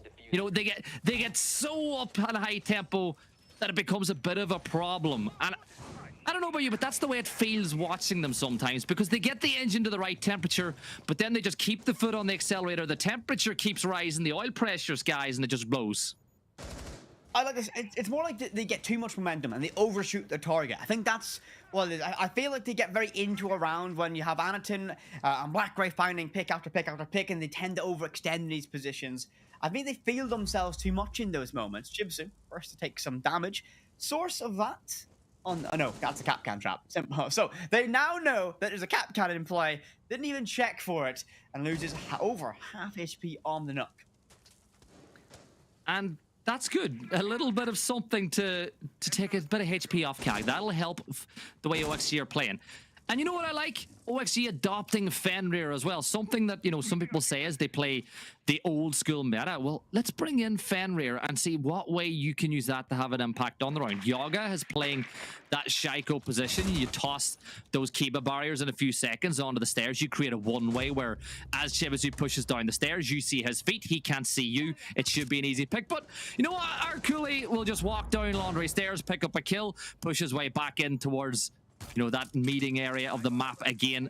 This CAG are fun. And look, they're bringing out Grim as well. Why not? Look how separate they are, though. And this is one could understand. I love this team. I love how they play, but look how separate they are. It's 5 individuals that are all on their own little side quests trying to find a way into this. You might get the opening pick, but there's no one there to trade you if you lose that fight. There's no way. And look, there it is. A cap can goes off. Gamers8 gets a freebie, and you lose that Grim. You lose those Bs. However impactful they could have been. And the case is Cobble. That should get recovered reasonably fast. ProXG back to level terms, and it's going to be a 4 versus 4 execution on the site. And Arculi already rotating again, hit and run guerrilla warfare tactics in play, as he was on Laundry Stairs, now on by Blue Bunker. Can he find a freebie? Yep. Oh, there it is. There it is. Well, if he steps in, there should be an FNAT. There should be an FNAT on this door. The minute he steps in, Dream should be able to get a kill. Great C4 from Fuxay. Gets himself a double, but it's back to a 2 versus 2. Arculi, HP low. There is no FNAT on that wall, though. Chibisu's going to get taken down by Yaga, and they know that Arculi will push through barrels. Inside of Blue now, pushing his way towards Pillar. Knows where the case is, manages to grab it, but this is a very difficult situation to win. You can see the fact that the camera will tell them that he's in default now. He's going to try to bait them out with a plant, steps back into cover, but whip it. This is going to be another good round from OXG, as they will take a 5-2 lead. There is no way back in this one. We've seen some touches from Kag so far. Gets one in the core kill. No way it's going to be an ace. 1 second left, and the Kiba barrier denies it. Arculi very close, only denied by Kiba barrier for an ace clutch to save the round, but Foxay holds tight, stays alive, and gets it locked in for OXG. And the Capcan trap that they found on that pick, the traps got on towards Grim, could have been the deciding factor. But I really want to mention that the opening stage of that round, how individual Kag were playing. They were so separate from each other. They were isolated, doing their own thing on islands, trying to find and solve their own puzzles. If OXG found the opening, there's no trade, and that could be a problem if things don't go their way in those opening engagements. 5-2 advantage for OXG now. Yeah, OXG managed to win the round, and the thing is, though, they still made a couple of little mistakes that I think they need to iron out, but all in all, at the end of the day, it doesn't matter how you win the round. All that matters is that you win the round. They've got a 5-2 lead. They're on defense on Oregon, a map that will suit their style better, and it is a position that I think they do prefer, being on the defense, letting a team come at them. I think OXG probably win this one within the next 3 rounds. There will be some fireworks from the side of Kag, but this is a really good reply to any critics that came at them yesterday. This is a much better OXG performance. It's an OXG that Vulcan up. I think they found, I think they've seen, addressed, and made changes. Redeemer's been a coach for a very long time, so has that wisdom to spell upon this team. Is able to make those changes again. Much more alert, much more awake, much more of a problem to deal with. Question is, though, is Kai going to be providing a real test of that as they begin to, while walking down the red ping, will identify Newers as that threat in Laundry, but they might just ignore it and be cautious of an aggressive push from Zulu. You see Fish inside of security. Mute Jammers will likely reinforce that position, but Chibsu's entire intention is to get 1 pick from a nade down below. Yeah, Fish is in that situation as well, where he's playing inside of security for his life. Fully reinforced shotgun at the ready. Chibisu. So, in the background, a member of Kag went into the basement by themselves and pressured him from bunker, so he couldn't use that freezer exit. And they had him pinned from Zulu. Perfect droning, perfect execution from the side of Kag. Well done. They find a second one as well. It's good attacking, but this is what Kag do. We say they play the meta, but they play it with a different type of lineup than what you would expect to see. Now, Fish is still playing in this position. Again, this is his spot for the entire round. He's not going to be able to cross to white unless Black Ray gives him that free pick. And you look at the rest of the way that Kag are playing, they're still playing from that ground floor. Eventually, you see Chibisu stepping his way in towards Master Bedroom, and Yaga might be about to get pinched here as well. Not sure if that wall is, yeah, it looks like it's fully reinforced. Anatun is able to find another kill. Fish pulls one back as he now is able to rotate back towards site. But with that breach being open now, Fish needs to prevent them from stepping on through. Yaga plays the long angle, still inside a freezer. You've got to be careful of Amaru, still creeping in through attic. That's going to keep Yaga completely occupied, meaning that Fish is in a 1 versus 3 over by the breach weapon. D4 sent out, doesn't connect, but a shotgun up close and personal walk-in can absolutely dismantle Kag, but Chibsu finds it. Now Yaga alone against 3 and fully blinded. Suzuki gets it shut down, and Cyclops get 1 round back. And right there's a little example of how maybe Cyclops aren't the crazy team from APAC everyone thinks they are. A very well thought out, very well executed, very well machined execution and clear, especially on that roamer and base. Great pinch from them, great control, and another example of opening pick for CAG. Victory for them. I wish we could bring up the telestrator and show you the top-down view of the last couple of last 10 to 15 seconds of that round, right? Because Amaru came through that attic breach, was making enough noise that Yaga couldn't comfortably support Fish by the breach. So as long as Amaru kept making noise but not over peaking, there's no way that Yaga could aggressively push up and assist the player on the breach. That then leaves Fish on a 1 versus 3, and they knew that Fish was playing on the mute, so chances are shotgun SMG-11. So he's going to try to play aggressive towards the breach and try to take them down with a shotgun. So how do they counter that? They stay back from the breach and wait for Fish to get too aggressive. They wait for Fish to try and make a play, because when you're in a 1 versus 3, there's a lot of pressure on you to feel like you can make the play. And Cyclops waited for it, got the kill. I genuinely think that the way they played that 4 versus 2 was so good. Expertly done from the side of Cyclops. The question, though, is if they can continue that momentum after a very well thought out round, a very well executed round, will it be the same here again? Kitchen and Meeting will be the site of choice brought out, typically a tertiary, but OXG are going through the rotation, win or lose. A great mindset to have as a team. Didn't see Cyclops do that. They like to repeat their sites actually when they lose on the defense. So, will we see more of the same, or will it be more of an aggressive play? Considering the glass is brought out, I'm feeling we're going to go a little bit more aggressive. There's a little change here as well. You know, it is the basement side, but they're putting the cap can traps on walk-in, right? So, usually when a player steps into master bedroom, the first thing they do is dash into walk-in for a second to get some cover. Usually you're not going to drone that out. That could pick up a little bit of damage or get a knock onto CAG a little in the early stage of the round. Elsewhere again, they're bringing Fenrir. They're looking to stop the pushes from coming through.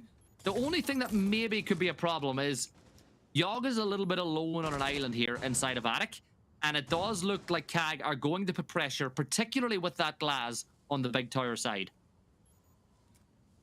Actually, with glass is always a scary thing. But if you know it's a glass, you hear that DMR go off and you see a plume of smoke, you're like, oh, I'm not going to peek that. That's a bit dangerous, isn't it? Everything pressuring from big tower so far. The backstab will arrive from small. That's just what we're going to see stylistically from a side like CAG. A very good drone network established from them as well. They've only lost 1 in the prep phase. And again, maybe that's the benefit of not having to worry against playing against the stallers, because we haven't brought it up this round. They enter the building, and still, I do not see Cyclops contesting much on this top 4. Again, I just love the way CAG approach these problems. You know, they've got 4 players now pushed over by backside. Suzuki needs a little bit of assistance in getting those bandit charges, so Foxy will stay in this position, but you can't let Arculi just step up like that. Right, Foxy, you cannot let them do that. Now the breach is going to get open, the C4 is going to be wasted as well, and there's an opportunity for CAG to push in towards site. This is a really big opportunity for Cyclops to go 5-4. They haven't got a pick yet, but they've put so much pressure on OXG already. Dream still has 1 C4 in pocket, which could be huge if they try and make the execution stick within the smoke. Now, if they do a smoke plant, remember, Anton has that thermal scope. So if you swing wide to get that C4 detonation, you're going to find yourself right in the vision of a very strong DMR. And here they go. We're going to try and stick it in his Dream, even close up to make this work. As soon as he doesn't send it straight away, wait, and is patient. And now, well, this is going to be a very difficult position. That plant is going to go down. Yoga finds one the black way, but it's a post-plant now for Cyclops. What can OXG do? Yoga needs to get aggressive instead of Alex. He drops the phone to give himself some extra cover and needs to find a headshot, but can't do so. Anakin finds it. Needs a second one lining up in Alec, but loses the fight. Upstairs the Fish. And Orikuri finds one in the action as well. He jumps out the window to hold it. Cyclops in a great position to hold his post plant as Fish goes down on main stairs. And it's going to be over for OXG at this point. They flurry in 1 by 1. It's all wrapped up. Suzuki gets the final. And they get 1 more round. OXG. Warning lights begin to flicker. I think there's a bit of trouble in that defense. If you're playing Bandit, you gotta cover the door, right? It's as simple as that. It's the easiest thing to read where those bandits are going to be. Obviously, with Kaid banned, it's a little bit harder to keep that wall safe. So you need Foxy to play a little bit more aggressively on top of stage. He has to prevent the player from getting across, pushing up, and getting rid of those bandits.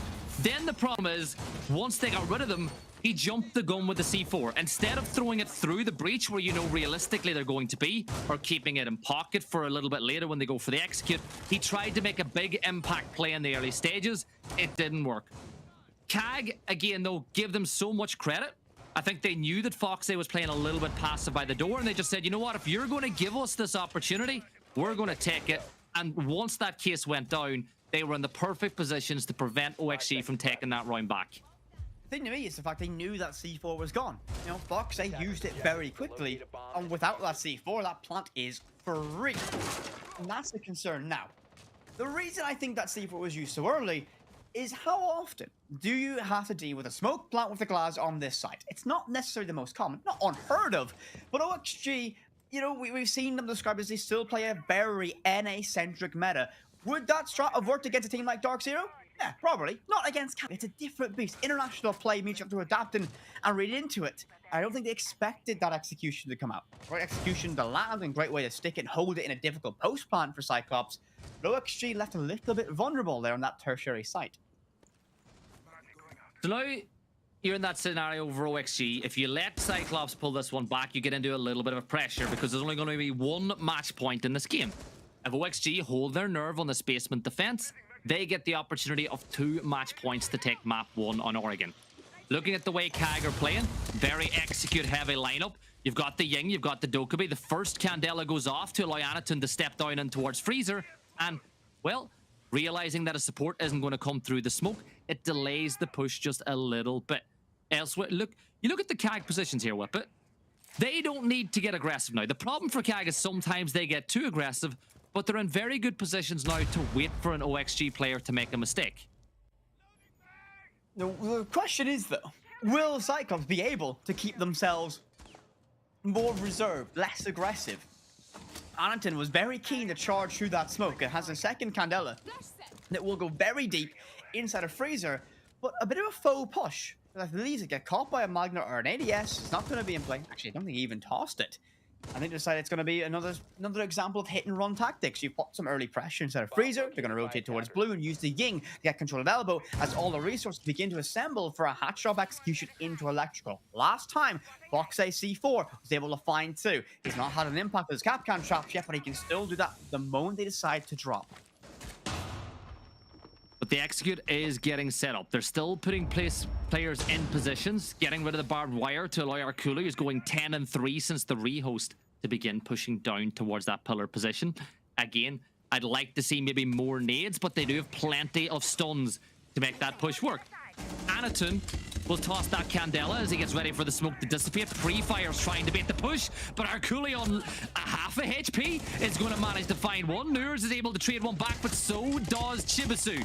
There's the push down through Laundry. There's Black Ray getting one of his own as well. Fish down inside a Freezer in a 1 versus 4. CAG are leveling up the sides, but Fish finds one, isn't going to find any more. Black Ray gets the kill, and we're level at 5 rounds apiece. Black Ray on a mega backstab there as well.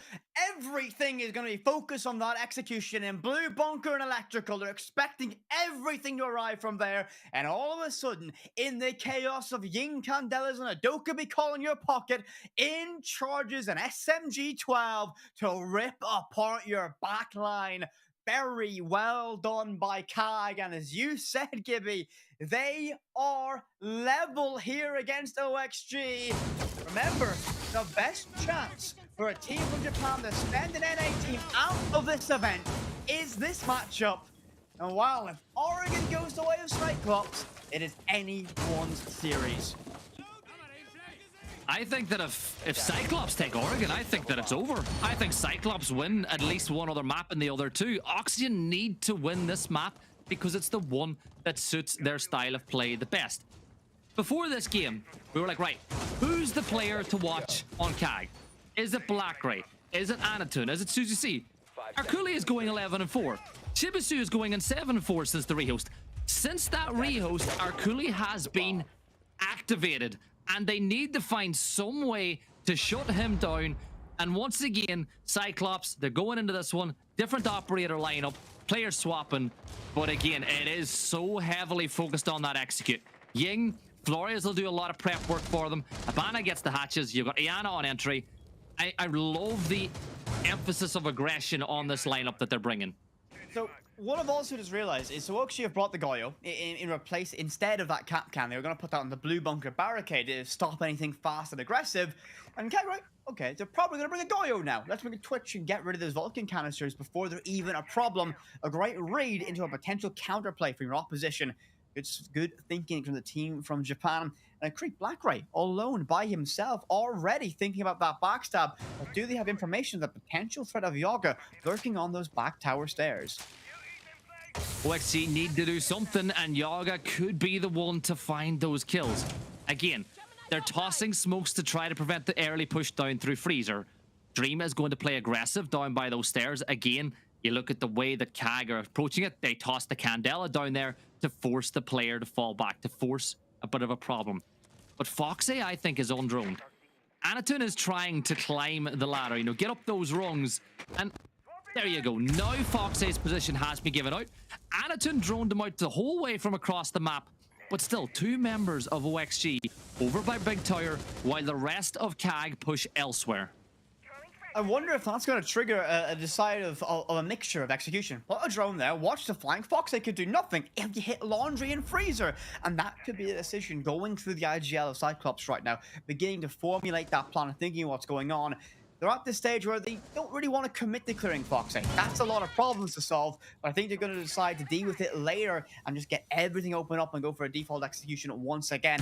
They have that Ying, that huge execution power. If they have someone watching flank, Foxy could be in danger. Foxy needs to try and make a play. Blackray is going to get taken down by Dream. Big opening pick there. Nurs and Dream get another couple. This is big, but Anatun is going to just step on down. Fish makes it a 4v1, and Anatun in the 3 versus 1 now. Ying a good operator for it, but Nurs is the perfect one to counter it. He's on the Warden. They get the kill. OXG move to map point, and that was a big, big round win. Much better from OXG, and a lot of that stemmed from the fact that you had Foxy on that flank. He had a rotation route inside of Attic as well, meaning that is going to be a very difficult job to actually play for a cutoff on him, which left him in a difficult position in terms of what they had the theory craft. So you can't go for your blue, but execute inside of that normal drop, because Foxy is going to flank your main stair or your backstairs player and cause a lot of problems, and you can't play it for cutoff because he has an Attic rotation as well. So you have to go there and then, and they basically walked in the Dream shotgun and every single gun on site available for OXG. Round fell flat for the attacking side of Cyclops, and as you said, match point or map point now for OXG. And so, you know what? I don't think it's over yet. I have a feeling that there's still that potential of an overtime if you see one more great round out from the side of CAG. Just because I despise you, I'm going to say OXG win this round.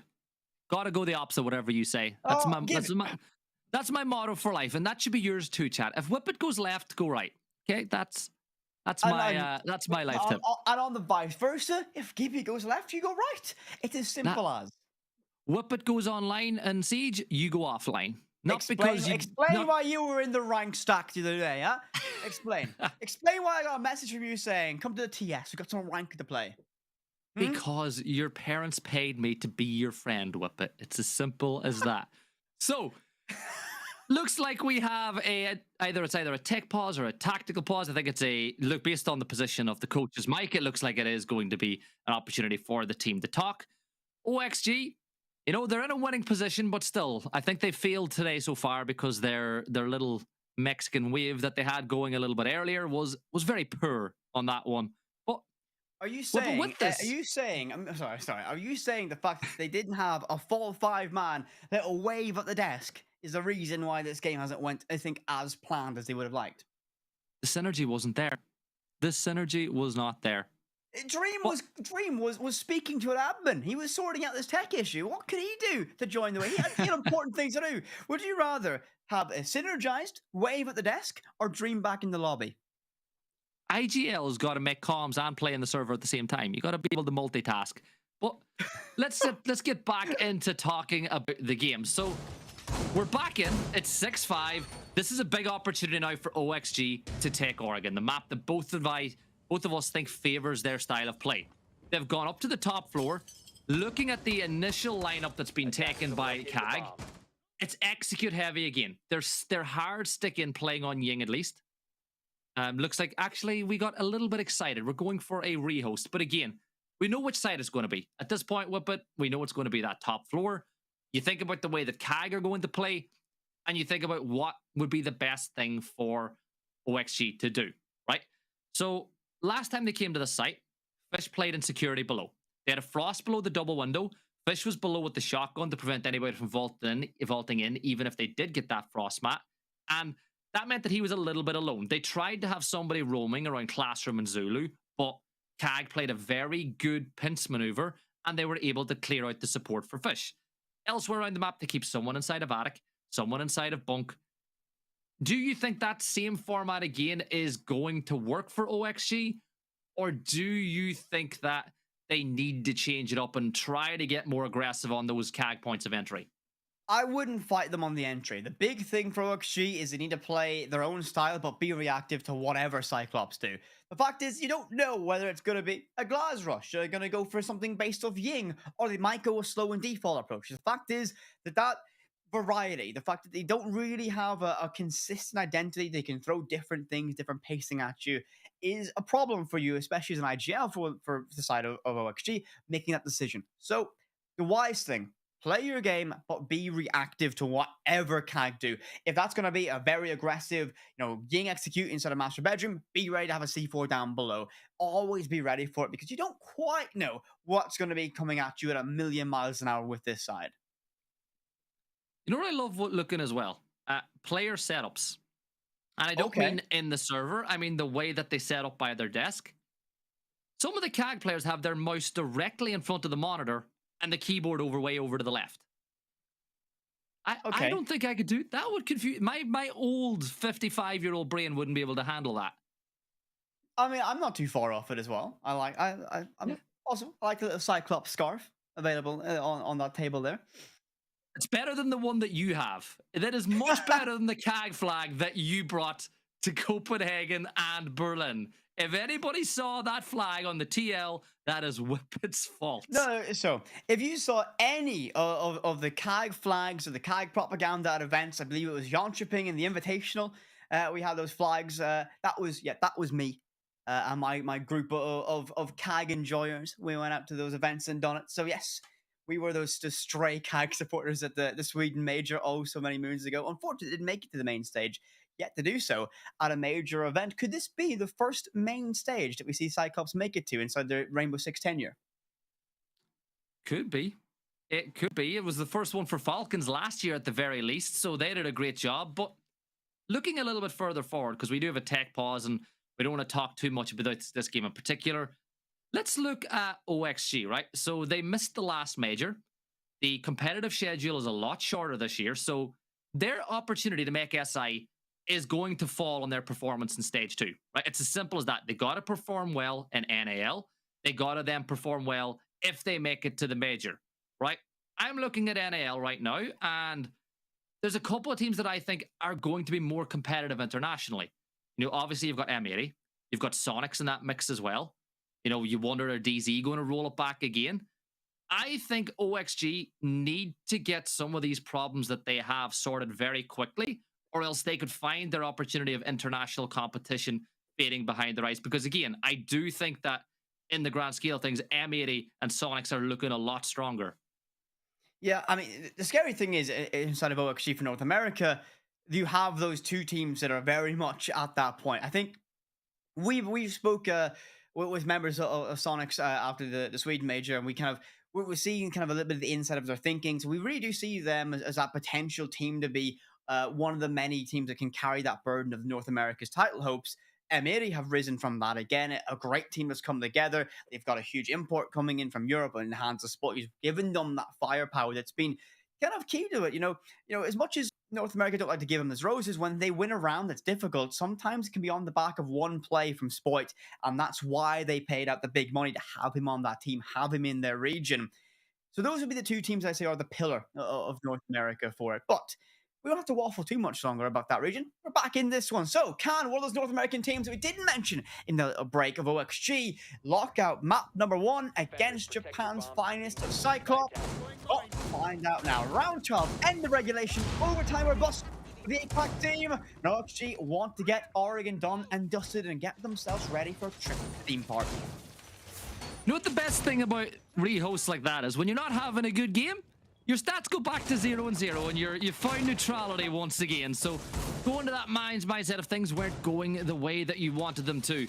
But I think for OXG, you got to shut down Anaton. The way that he's been playing, and it's Arkule actually the player that was going, what, 11-6? Something around there, those lines go after that rehost. So you got to shut him down. Looking at OXG's setup, they've brought the mirror. This will allow them to hold this side of the map. So you put one potentially on this wall looking in towards dining. You put the other one maybe in a round sight. Some people like to put it up towards attic looking across. There, yeah, exactly. Look, you know what, Observer can't hear us. I just want to point that out. Our Observer can't hear us, but he is bang on the money with showing us where that second one is. Oh, are you just a psychic, Gibby? Or have you read the script? Shh, they're not supposed to know that we get the script before the game. You've read the script! Yeah. And you're not going to tell me the results. This round's the fans are going to enjoy this round. Are you saying the winner of this round are the fans? No, I'm not doing what Ace and Demo do from time to time. I'm not saying the winners are the fans, okay? The winners are the winners of the map. I think you just did. Winners are the winners of the map. There's the Candela coming in, a 2-player push in on top of Yaga, and Yaga is going to fall. Almost every round, there's been pressure in that position, so they're going to get rid of him. Fish is going to get a kill and fall back, but already that is attic control secured. Now, Fish is going to fall further back, pops that mirror as well, so they can't use it looking the other way. But CAG, they realize that there's always been a player on top of tier 3.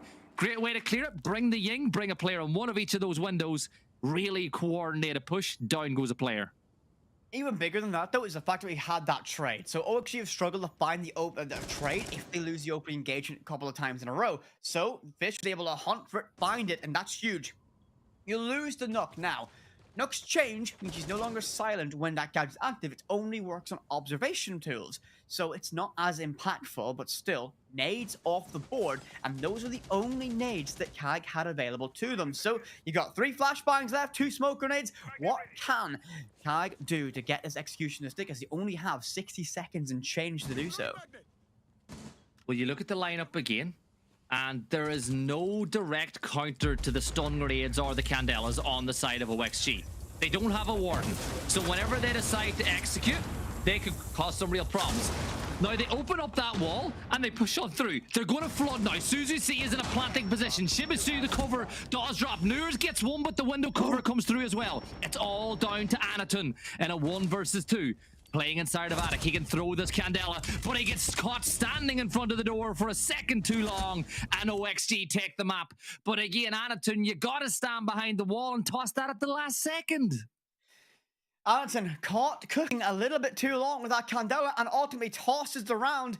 Oh, CAG, it could have been a brilliant fast execution, but they didn't win their ones when the time was made. It was time to flood the site. OXG take the very first map of this series in what was a nervous affair for them. I don't think they were happy with how close that game got, taking all 12 rounds to gain the W against Cyclops.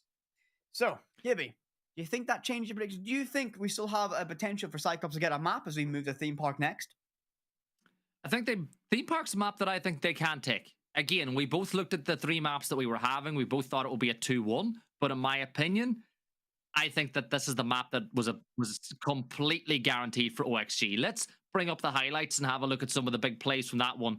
But I'm going to say the play of that round, Whippet, was Nurs whenever he stopped Shibisu from being on the cover. I think it was Nurs that was playing by the bunk. He swung. Yes, he got taken down from window, but by taking down Shibisu, the player whose job it was to cover from that position, that was the kill that I think won the round for OXG. I agree. The fact it wasn't no.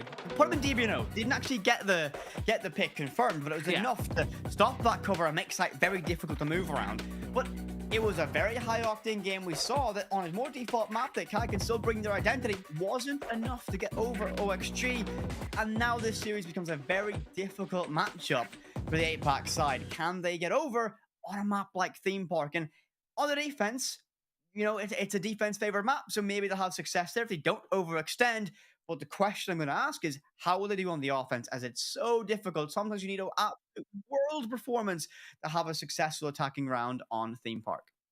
Yeah, it's the map that I think is the most defensive favored in the whole map pool. You know, you look at sites like Throne being, a lot of people like to call a banker. Like, you expect to win that site every single time you play it. So then you're looking at, well, how do we find the weaknesses on those two top floor sites? That's the big thing now for both of these sides. The team that manages to get if you get a 3-3 split on attack on Theme Park, you win. It's the only map where I think the 4-2 is still a good thing on the attack. Like, if you get 2 rounds on attack on Theme Park, you've done a good job. If you get 3, you're winning the whole map. But we're going to find out the answer to those questions pretty soon. We're going to jump into a break. When we come back, we're going to have the second map in this best of 3 series between CAG and OXG. Do not go anywhere.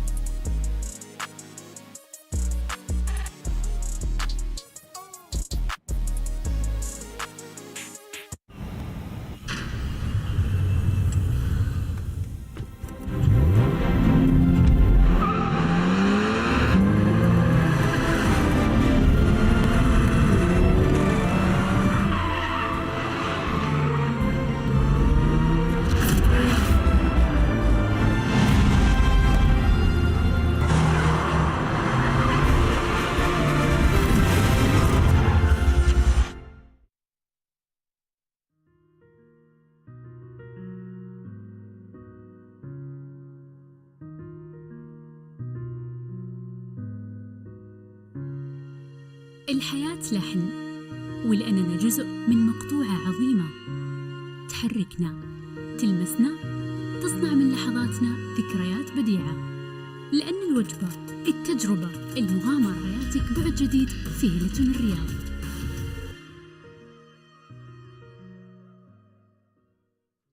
All new Honor Magic 5 Pro. Freeze even fleeting emotions in just milliseconds. Take marvelous night shots with lightning-fast exposure. The display reveals more details in bright areas with an astonishingly long battery life that just keeps going. The latest flagship chipset brings you exceptional performance. Unleash the power of magic. Honor Magic 5 Pro.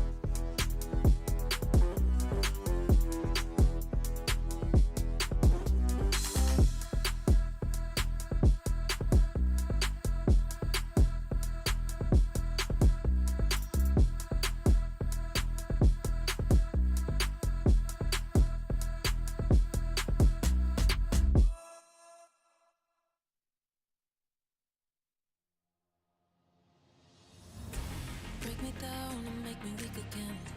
After all, I called you my best friend. And up in here, I know the story ends with broken hearts and us playing pretend. Break me down, down. Break me down. Break me down, down. Break me down.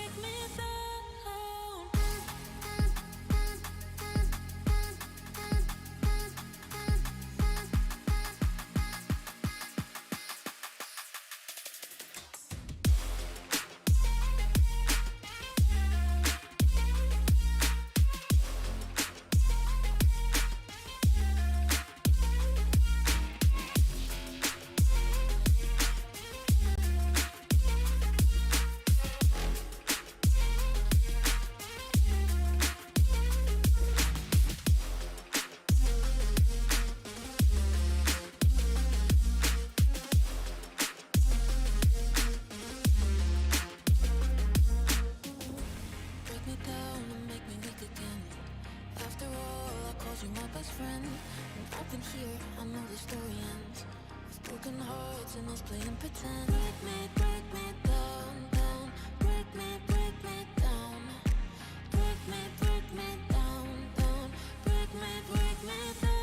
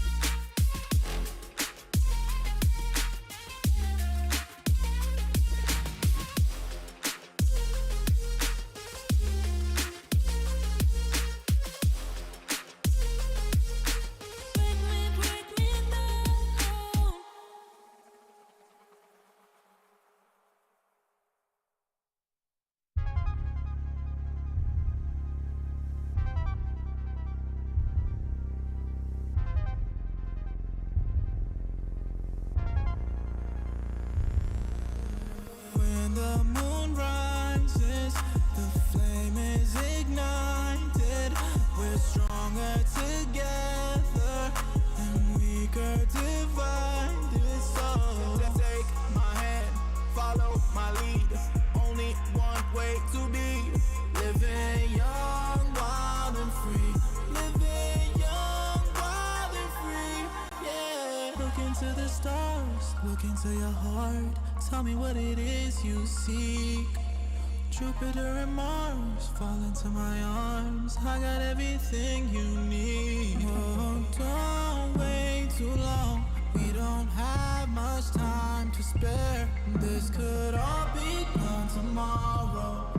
So all I need right now is your love. Taking me higher, taking me higher. So when the moon rises and the flame is ignited, we're stronger together and weaker divided. Yeah. Take my hand, follow my lead. Only one way to be living young, wild and free. Living young, wild and free. Yeah. We don't want too much. We've just had enough. Let me live in love. Let us live in love. We don't ask for much. We've just had enough. The only thing I want for us, pure love. We can go higher. We can go higher. So when the moon rises and the flame is ignited, we're stronger together and weaker divided. Yeah. Take my hand, follow my lead. Only one way to be living young, wild and free. Living young, wild and free. Yeah.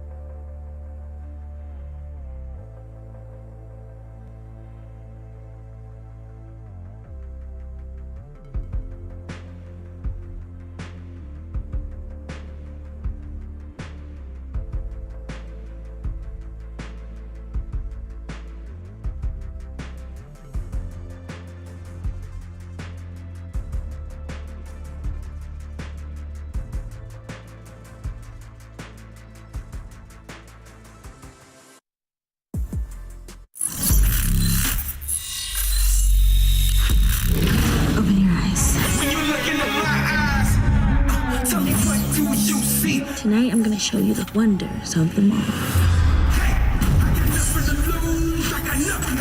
I need warriors.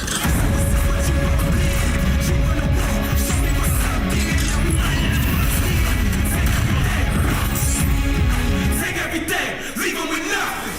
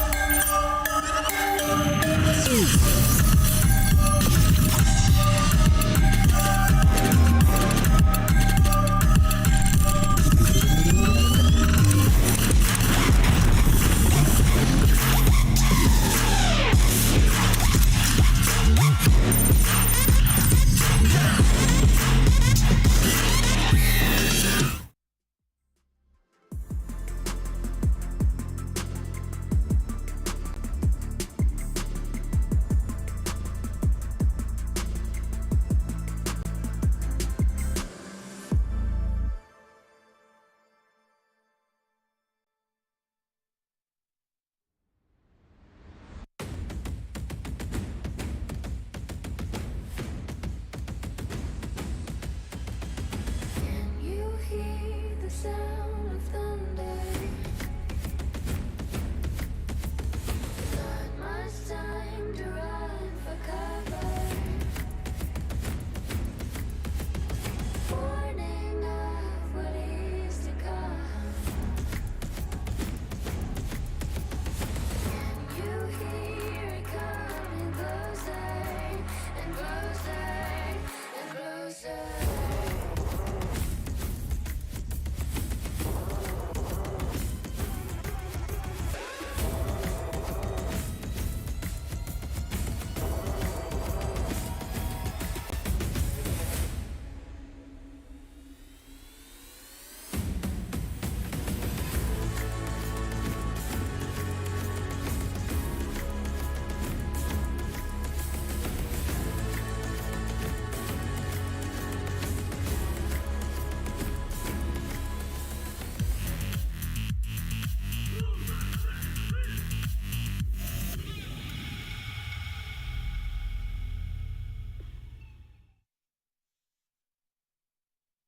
Welcome back, everyone. It is the second day, the second map to find out who the second team will be to go home from Gamers8 in 2023.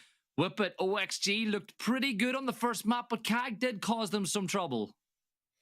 OXG, they might have got the map victory, but they showed to me that there's still work to do to get them to that championship contending level that they would have wanted. You got to remember, if they want to win this thing, they have to go against the powerhouse teams like W7M. I don't think anyone really wants to go up against them right now, and they're actually having a dominant performance over on the A stream. But CAG, we're moving on the theme park. Can they do anything to break down a more structured side, especially on the offense? And that answer, well, we're going to have answers very soon, as it's time to get in the game. No delays, no waiting around for this one. OXG versus CYCLOPS, map number 2. Monty. Advantage sits with OXG. And yes, it's going to be a Monty. Are you surprised, everybody? No, you shouldn't be, because it's you're playing CYCLOPS. What are you going to ban? Monty. Whoop. There's one person going, aw.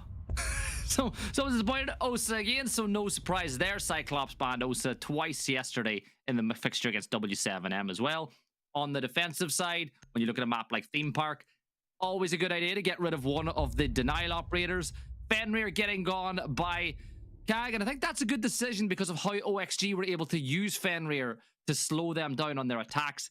OXG, do you ban yourself a KE? Do you ban yourself a Bandit? Or do you stick to this normal? You go with a Valk. No surprises there whatsoever. Whip it. This is the map that we think... Well, this is a map that CAG now have to win, but it is a map that I think CAG will be able to cause OXG some trouble on. And the best thing is, right, the one thing that CAG are really good at surprising teams on is attack. This is a very defender-favored map. If they can come out swinging on attack and cause trouble for OXG earlier, it will do their chances of taking us to a third map the world of good. So the big question, and I'm gonna pose this to you, everyone in chat, how well will KAG do on the attacking side here? That's the question, right? Let's say you get 3 rounds here. They're gonna be putting themselves in a very good position to get this series level. They need something here, and they're going to be attacking Throne first. This is going to be difficult. This is the gimme site, in air quotes, I'll say, because it's not 100% win rate for the defense. But more often than not, this is the site you expect to win. You expect to lose on the offense. What do KAG have that will break this down? Well, we have that Ying Lantern, that aggressive, fast-paced execute operator. Well, a Thatcher. Nope. Okay, 6-pick away. Again, they don't have a Thatcher. Now just that straight Habana. So an aggressive lineup from KAG, but really any surprise in terms of aggression? Not at all. Right, hear me out. Looking at the lineup they have, it probably won't happen, but if they wanted to with this lineup, they could push in really aggressively early through barrels or through workshop. You know, use the Ying, use the Ash to push in through Dragon Door and cause a bit of a problem. Again, I don't think that's what's going to happen, but it does look that they're going to go for more verticality. It's the thing that always surprised me. I know that teams like to get some form of vertical control on this map. And well, there's your opener pick. Arculia is going to find one. KAG get the opener again. But I just wish teams would go direct a little bit more on the site, because teams expect teams to try to do a clear on the top floor. The opening pick there, I think, happened on towards Dragon, so we'll lose that Thorn early. The impact, of course, mostly comes from the weapon of Thorn. That 1.5 newly dawned on that heavy-hitting SMG. Waltzing in control now, Cafe will be one player in the C4. Mistimed, misjudged, and tossed out information. The Ying will use that Canilla to drop and get control inside of dorms or inside of bunk, and well, they're in. They got control of upstairs, and OXG have all fallen back. So the remaining 4 players on the defensive North American side are all deep on site, and KAG basically can deconstruct the floor, deconstruct the vert best they want to do whatever they wish for this execution, and they have all the time in the world to do so. It is a site though that you can play against the numbers. You know, you think of defensive sites where you can win 4v5s, 3v5s. This is the one that always stands out to me that you can do it on better than most other sites in Siege. So, again, you lose Newers early. Not going to be a huge problem. That utility that is thrown out will have an impact in the round at some point. It'll either trigger and give intel or might even pick up a kill a little bit later on. So Chibisu will find another kill using that verticality as the player pushed close towards box. But still, in a 3 versus 5 on the site, there's still every oh my god, great bit of work put in there as that's going to stop. But again, I do think that this is a site that they can still win in a 3v5 pretty easily. I think that smoke grenade might have been a signal. They wanted to open that hatch very quickly and drop it in the chaos of that smoke, and mistimed and tossed out. The Electric Claw here is basically going to say, you can't enter this. But for KAG, they know they've got control inside of Drug Lab, so you can just take and be aggressive in how you want to do this. And look, this is going to try and find it best they can. They have no idea. They finally spotted it out, so they can open up this hatch. But you can clear the wall on yellow. You can go for a yellow execution. You know Drug Lab is clear because you've entered from it. And you're going to decide it's going to be an entirely hatch-centric push. You might have a Ying, but you have Arculi in Dragon, and that might be the deciding factor. And a nade from Chips, who goes deep in the furnace on the Foxy, and here comes the execution, leaving Dream alone. He's got a 1.5 and an MP5K, but surely it's going to be too much to ask. Finds one, can't make it two. KAG opening round here on Theme Park.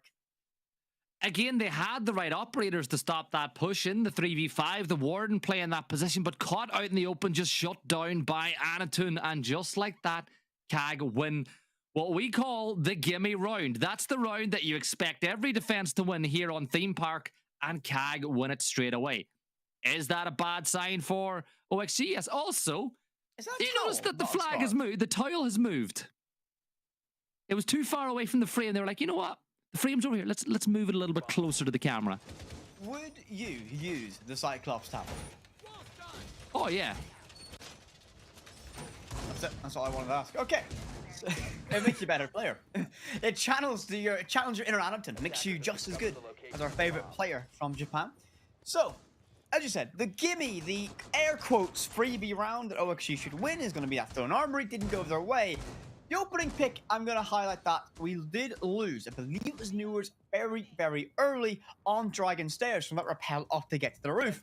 If OXG don't lose that, they fight that entire round on a level playing ground, I think they would have had a better chance. On the flip side, the concern to me for side of Cyclops, They had everything in place for a default yellow breach execution and decided they wanted to commit Dragon Hatch.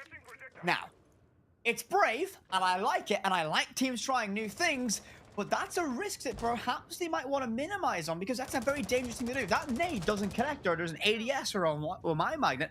Furnace isn't cleared from above, and then you have a whole extra world of problems, and Nuis tries to find ahead of Yana early, but can't connect the shots in time.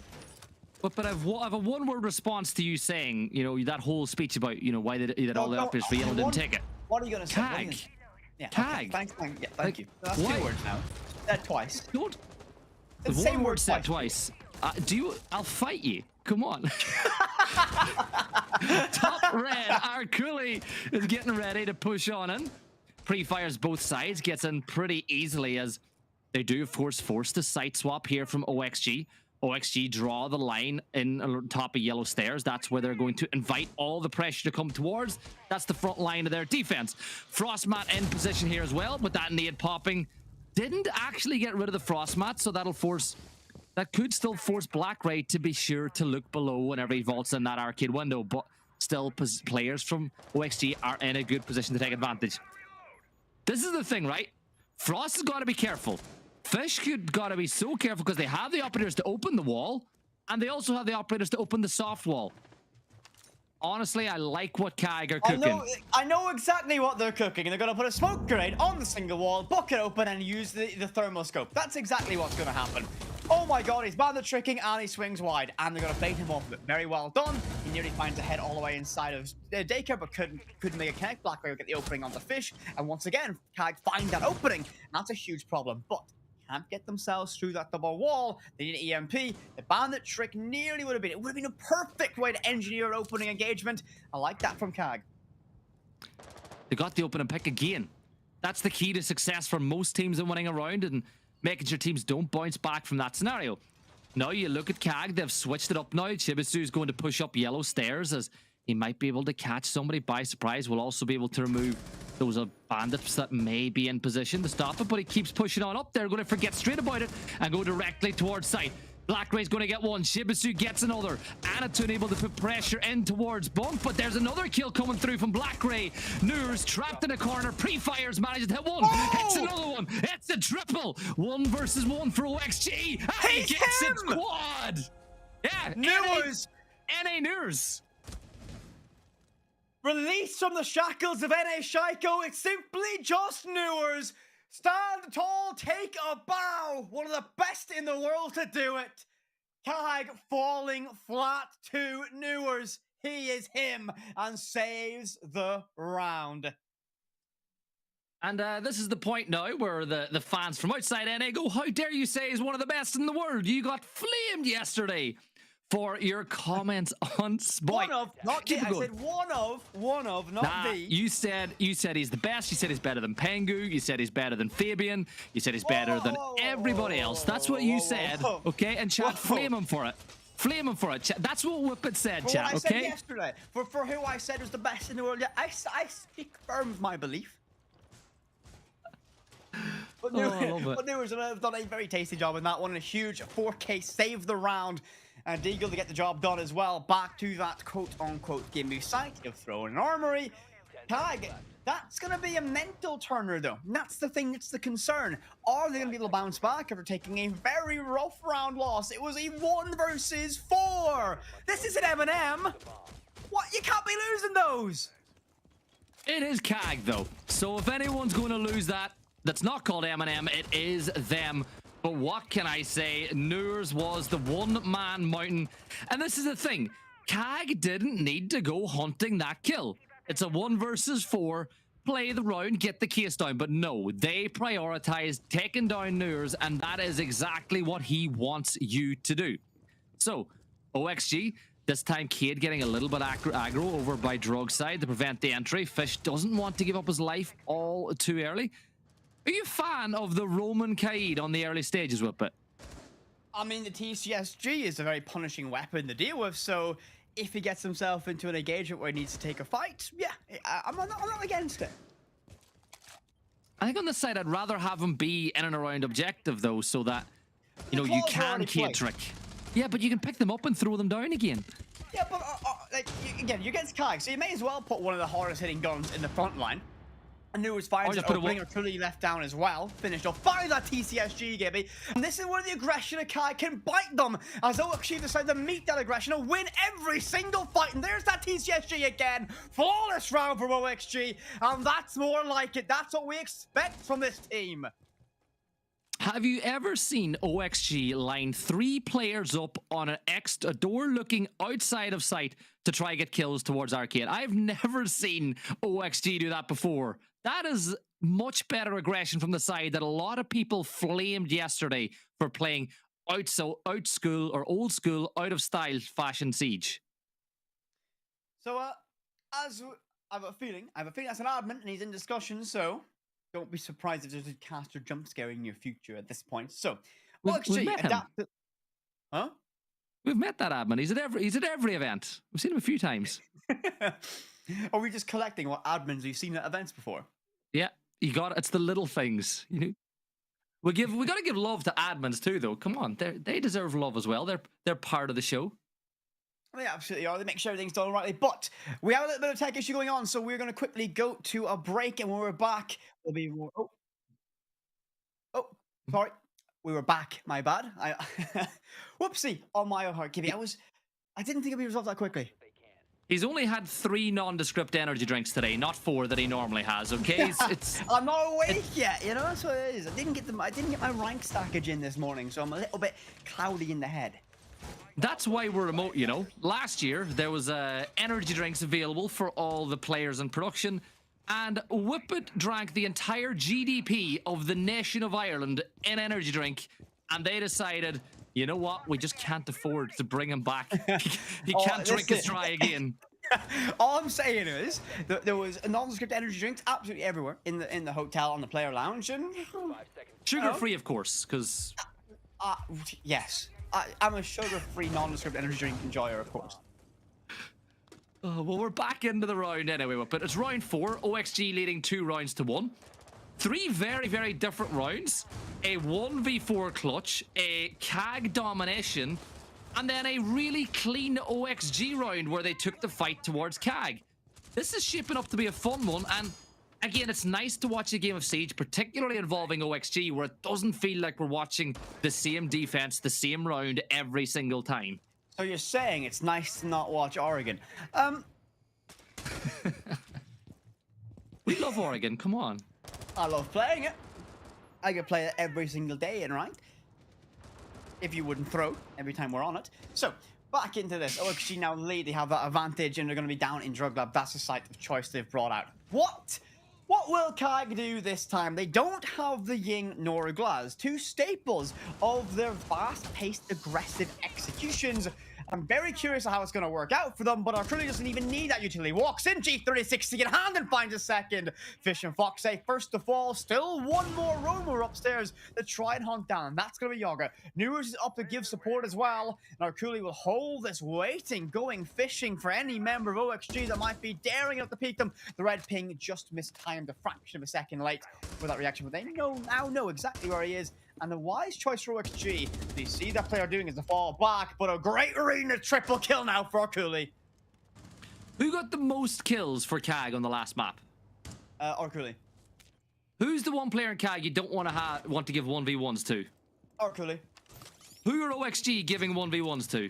Arculi. Guilty. Guilty as charged. Caganomics? Yeah. That is Caganomics. They've been found guilty of throwing in this map by giving those 1v1s to Arculi. And, you know, on the theme of 1s, he's on 1 HP. Is that a buff? Well, last time we saw a near clutch, yesterday with CAG, with players on a single point of HP, so that might just be the activation they need, as Chipsu finds one Dream, leaving Newards all alone in a 1 versus 5. He's got a 1 versus 4 under his belt, surely not an ace clutch. Finds a second, no, just a fraction short, fraction late on the reaction. His phone rings in his pocket, but can he get the job done? No, shut down. Anton gets that credit, and we go level once again here on theme. I love it. I absolutely love it. You know what? Chat didn't like you saying Caganomics. What was wrong with Caganomics? I love it. I love it. I'm a fan. I'm going to study it. I'm going to learn it and use it to buff myself. But honestly, that was a good round by CAG. They did give Arculi 1v1s, which you cannot do. He's going to win those 9 times out of 10. But it's the fact that they played a little bit different. Again, maybe a little bit too guilty of chasing the kill. You know, we spoke about this before when we were doing a cast in Brazil. When you get yourself into a 4v1, there's normally a show of hands on the team of everyone going, can I throw? Can I be the one to try get the kill? Can I be the one to try get it? On CAG, everybody does. They easily, again, could have just planted down that case and forced Nurs to go find the kills. But they're just so thirsty. And I think this is what my point on the last map was. They're a bit like an engine, and sometimes they can maybe run that engine and rev it a bit too high. Okay, that's... What engine would you say they are? Oh, they're V8. V8, are you saying... So, okay, I like that. Not a V12, though. A V8. No, V8. Okay, I'm a fan. Okay, V8, I approve. So CAG are the V8 of Rainbow Six. If it's like, let me know delay getting into this match or into this round. So we're level, 2 rounds apiece here. I'm very impressed with how CAG are handling a map like Theme Park that can be very defensive sided. They're playing with confidence. They're playing with a level of aggression that's very well matched and needed to break down what OXG are doing. OXG, or 2 rounds ago, were able to match that aggression with a nice extended roam inside of drug storage, and they were able to get a flawless round off of it. So both teams show that they're able to read each other's strat books and know what's going on. The question, though, when we go to that side swap, whatever the scoreline is, will OXG's offense be good enough to break down whatever CAG's defense presents? Theme Park is the offense breaker. You know, it's the map where you find out how good you actually are at attacking. And we did say in the pre-game to this that a 4-2 split is one that you're going to be very, actually okay with when you're attacking this map. CAG have already guaranteed that, right? So they've got their 2 rounds. There's still a chance they could get 3 or 4 going into the split. If CAG get another round, we're guaranteed to go to a 3rd map. I think OXG need to keep this shutdown at 4-2. We are, of course, though, I'm not going to let you make your point. You're not allowed to make a point this time, but we're going to jump to a break. And when we come back, I'll let you think about it, make sure the point is right. And when we come back, we'll hear what Whippet's point was.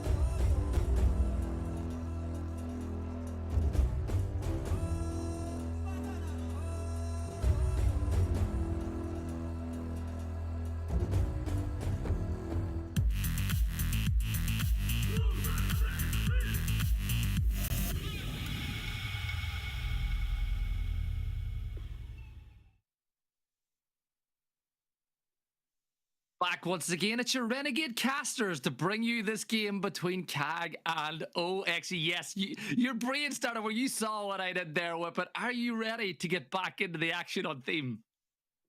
Yes, I'm just was not expecting you to introduce us as that one, but yes, we're getting this one. So we are level between OXG and Kai going into this matchup, and we are ready to dive straight back into it.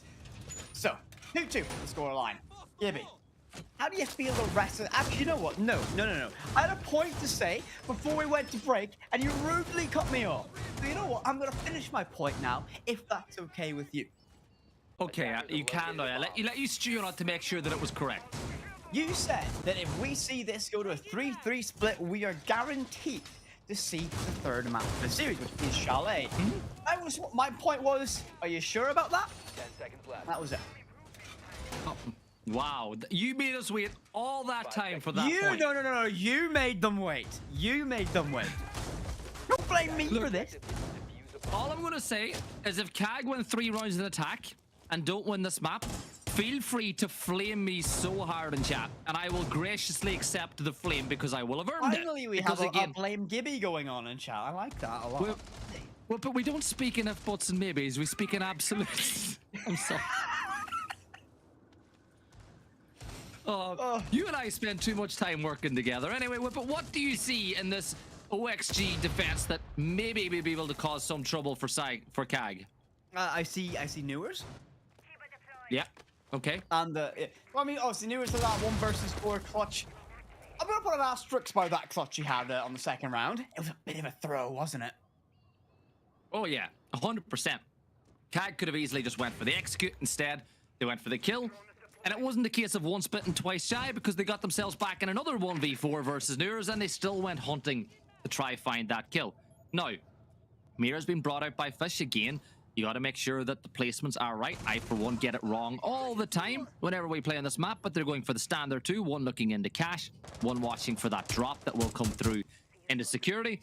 Chibisu, realizing that there's no pressure whatsoever on Dragon, will jump in straight away. Now he'll peek on through. There's actually double reinforced, it looks like, on that security side as well. If CAG realize that this is an opportunity open, they could just walk right into sight with it. And they love to walk straight in their sight, so this could be exactly what they're intending. And they in the hand sledge will go deep. Will it land and connect? I don't think it does. I believe it was caught out in that position. Just over 60 seconds remain.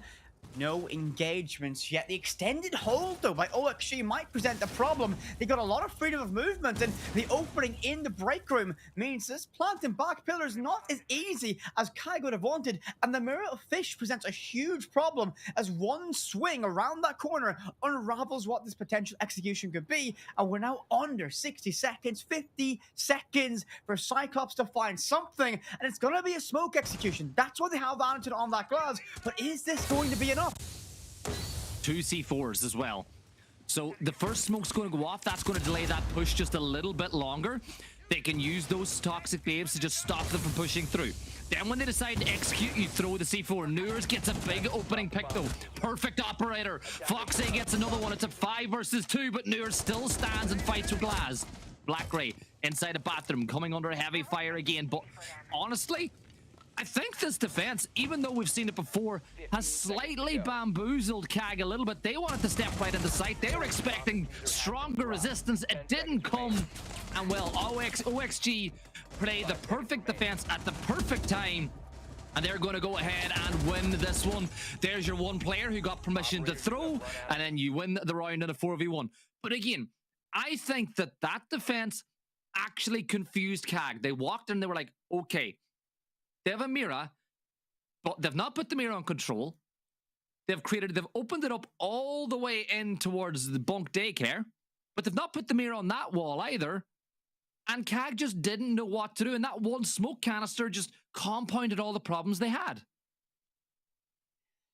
They leaned way too heavy in a singular aspect of that execution. You wanted to do a glass smoke plant. Well, you've got to account for the number of C4s available on the other side, the number of smokes. You have a smoke in place. So think about this, right? If you know, right? Oh, actually, you should know. CAG like to play a little bit of glass. So if you hear a smoke grenade plume off the distance and they've only got, I don't know, around 45 seconds left, you're going to imagine it's going to be a plunder attempt. Chuck a smoke grenade in it yourself. Those toxic canisters are great at denying that same space. They occupy the same area as a smoke grenade, so denies that push and denies that plant. And CAG, no time, no options, nowhere to go, and the round goes to OXG. So that's hallowed ground of getting a 3-2 split here on Theme Park on the offense. Needs to happen now or never for CAG as we go back down to this Throne Armory defense. And it's been a good, the opening attack was very clinical from CAG, but can they recreate that third time of asking? So that is the question. OXG, you're in a situation where you want to take that 4-2 split now. CAG did get a couple of good rounds. I'd say they've actually been really good on attack at times here. This could easily be 3-2 to CAG if it wasn't for that Nurs clutch a little bit earlier on. It is that site that we like to call a gimme. They're going there for a third time. Some damage done to Fish, but you know what? He's getting shot at from behind. Let's continue to walk the other way as if nothing is happening whatsoever. But again, it's a big extension from OXG, playing the Kaid with that TCSG inside of Drug. And then if the push comes linear from that arcade side, they'll put a lot of pressure on Split OXG, well, that is. But again, it looks like it's going to be a more vertical play. Arculi gets one. Fox8 is able to trade that one back. But what OXG need to do this time is not give away picks to the vert. They did that last time, and that was a big problem for them. Level trade, though. That's important for OXG to get themselves neutral, but it's going to be counteracted by BlackRay aggressive inside of Drug Storage. Gets the job done. SMG-12 up close and personal. Removes Fish from combat. TCSG no longer a factor. Good position for CAG so far, but there's a lot of utility to keep these walls and this hatch in play. Do they have the resources? Can they break this down? Because that CYCLOPS was a problem last time around when they went for that same execution. And really what they need is for Azami to just stay in position. You need Foxy to play inside a split, get rid of these drones so they can't ping exactly where that Electroclaw is. Sledge will get to work now with the verticality and we'll start tossing those nades down in the positions where normally expect to find players. It can be difficult though, particularly if there's a player over by Fireplace. But it looks like they are going to go maybe for more that more default yellow tech this time around. They got rid of the Electroclaw. There's a couple more Candelas to take a little bit of space. And now BlackRay is pushing towards Foxy. Foxy's got to be careful. He isn't covered properly and he's going to get taken down. BlackRay makes it a 4v2. They've got yellow wall open. And all they got to do now is get close to pillar and get the case down. But Dream will find one. It's a 3 versus 2.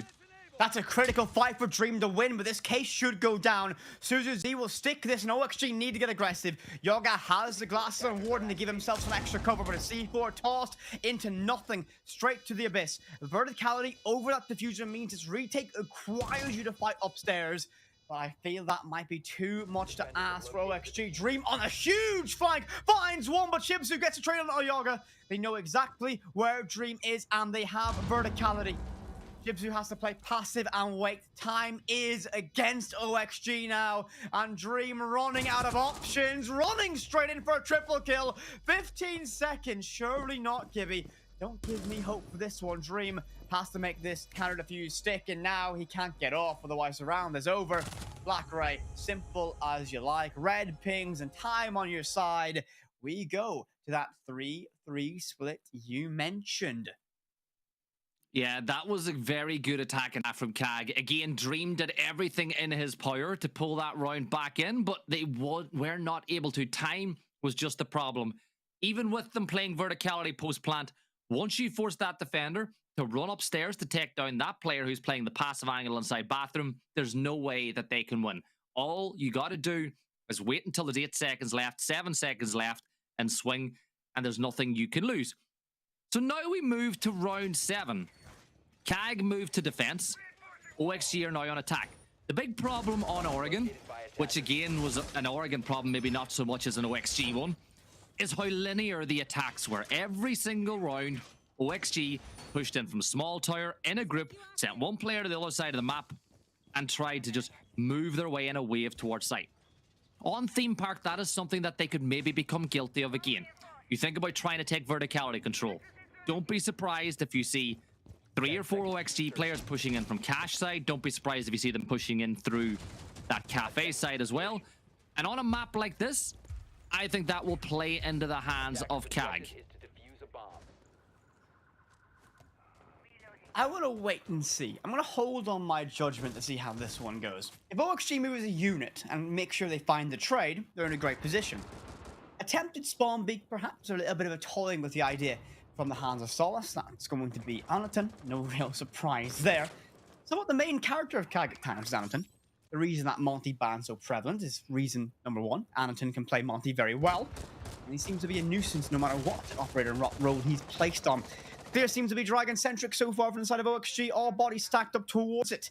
Perhaps potential backstab opportunity from the Sledge lurking over Cafe side, but this is going to be a routine push from OXG, and this is very stylistically matching what we see from them. A very well thought out, a very uniform, default way. That's what it is. It's very stylistically North American. Again, it's nothing wrong with identity, though. You know, No. such a thing. Teams have identity. It's the way they play. The same way that CAG have their way that they play. But in international events, can that be a hindrance? Can that be a pro? Well, you know what's always a pro is getting the opening pick in a round. That's a kill. Anaton goes down. Down goes the Solace. That's a great operator to take down in your entry engagements. Yoga in a bit of a battle here now, forcing Chibizu to drop below. But again, CAG still leave a lurker playing on top of Arcade Stairs, and that's Zarkuli, who will try to catch out OXG a little bit later in the round. But a minute and a half gone. Even though OXG got the opening pick, I feel like CAG did a good job. Oh, okay, Foxy. Great read through the wall. Newers finds one more under Cooley, and Cyclops' roam is null and void. And that's the problem on a map like this, especially when you want to play more aggressive. You don't need to necessarily on a site like this. And CAG once again find themselves aggressive, overstepping, and paying the price. 5 versus 2. Surviving members of Suzu, Z, and Chibzu certainly have clutch potential within them, but against the full might of OXG, only taking minor damage throughout this round so far, you gotta feel it's a little bit too much to ask. They have lots of time to still work and deconstruct before begin to put pressure, but they can't leave it too late, and that hatch is gonna stay reinforced. And that's a big part of the plan that will not be able to be utilized by OXG. Chibisu is only able to get a kill now, bringing it back to a 4 versus 2, but you got to put some pressure on site. There's the trade back the other way. Noor is now finding that one, leaving Suzu C all alone at the back of Throne.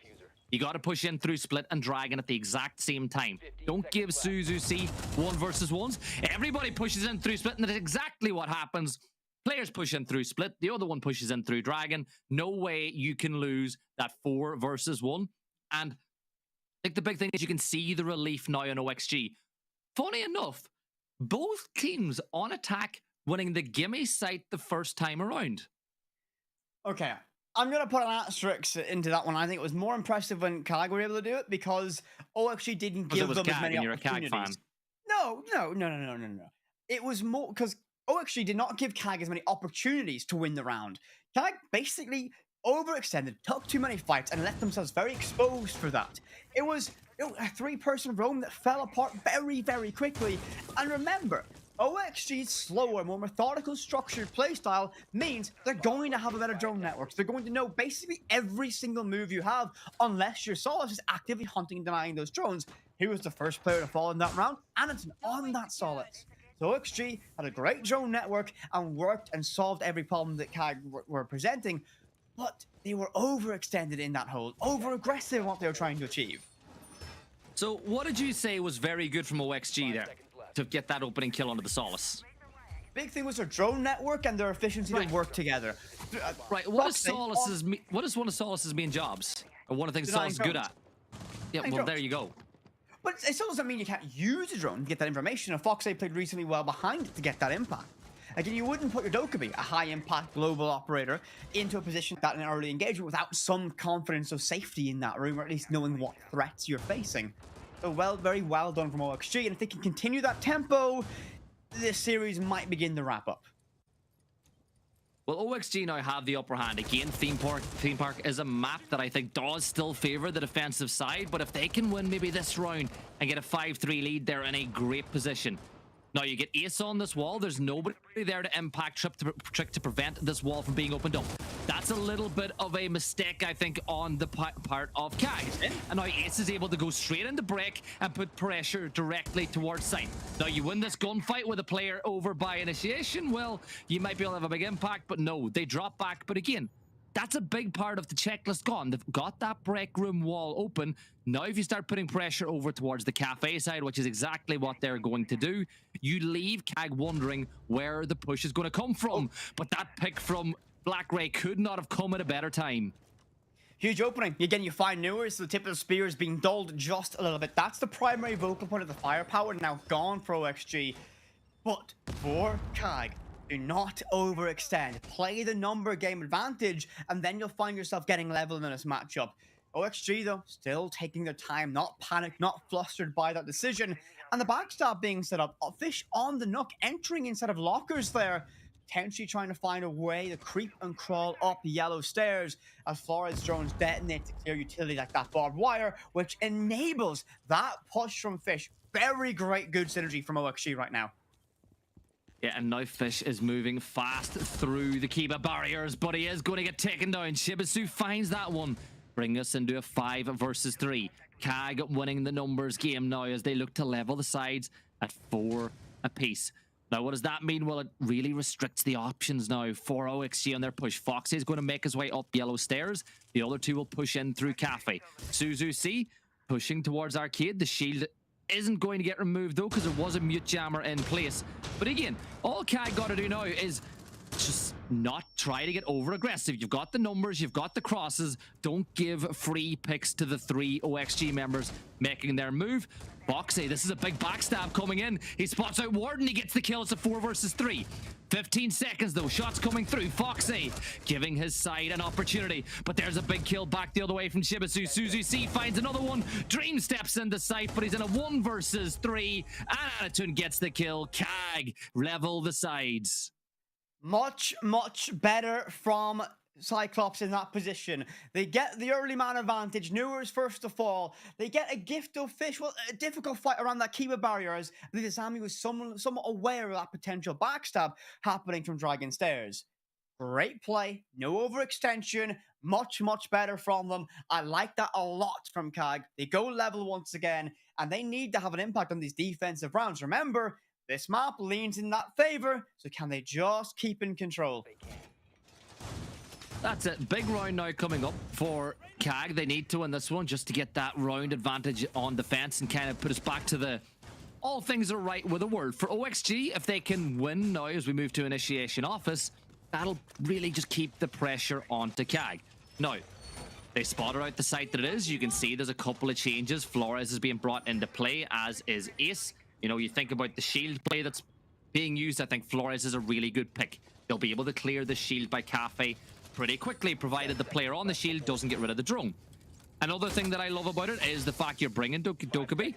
If you time the Dokkaebi phone call in unison with a Flores drone going in as well, you can do one of two things. You can get rid of that utility for free because they're going to be more focused on stopping their phone from calling, or better again, Whip it. If they're disabling their phone and you push it at the right time, you get a free pick, which happens very rarely though in the pro scene. I mean, it happens more when you're doing it. When I have to trust you to hold an angle, you always decide to answer your phone. So, it's always you ringing me in real life. I might have been sitting listening to a ranked game from Gibson's perspective. You were playing in it. Was I playing it? I don't remember. I asked Dokkaebi for a call and you phoned my phone in real life. We probably lost that game, so I don't remember it. So, OXG trying to get that entryway. Nux could be the first to enter the building. Fish gets that control. It looks like Akuli somewhat aware of threats arriving inside a break room. 2 bodies stacked up, but Fish find the opening. Suzu sees the first to fall. And Akuli doesn't want to take that smoke initially, but a great rotation as they'll jump out that window and begin to rotate away and toy with another idea. Great play from OXG again. Yeah, and this time around the wall is muted, so the Selma charge will not pop. Now again, you can throw that a little bit higher if you want, but at the same time, you could potentially step on through and get rid of the mute jammer as well. Shield will be free as well, so the closer they push up towards this area of the map, they'll find that there's nobody over by Bunk. Arculi will get moved out of position, almost picks up a kill because of the Flores drone as he aims on the swing, but thankfully Ace will stay in position. 1 minute and 30 seconds left, and look at the flank coming through from Anaton. This could be a high-impact maneuver.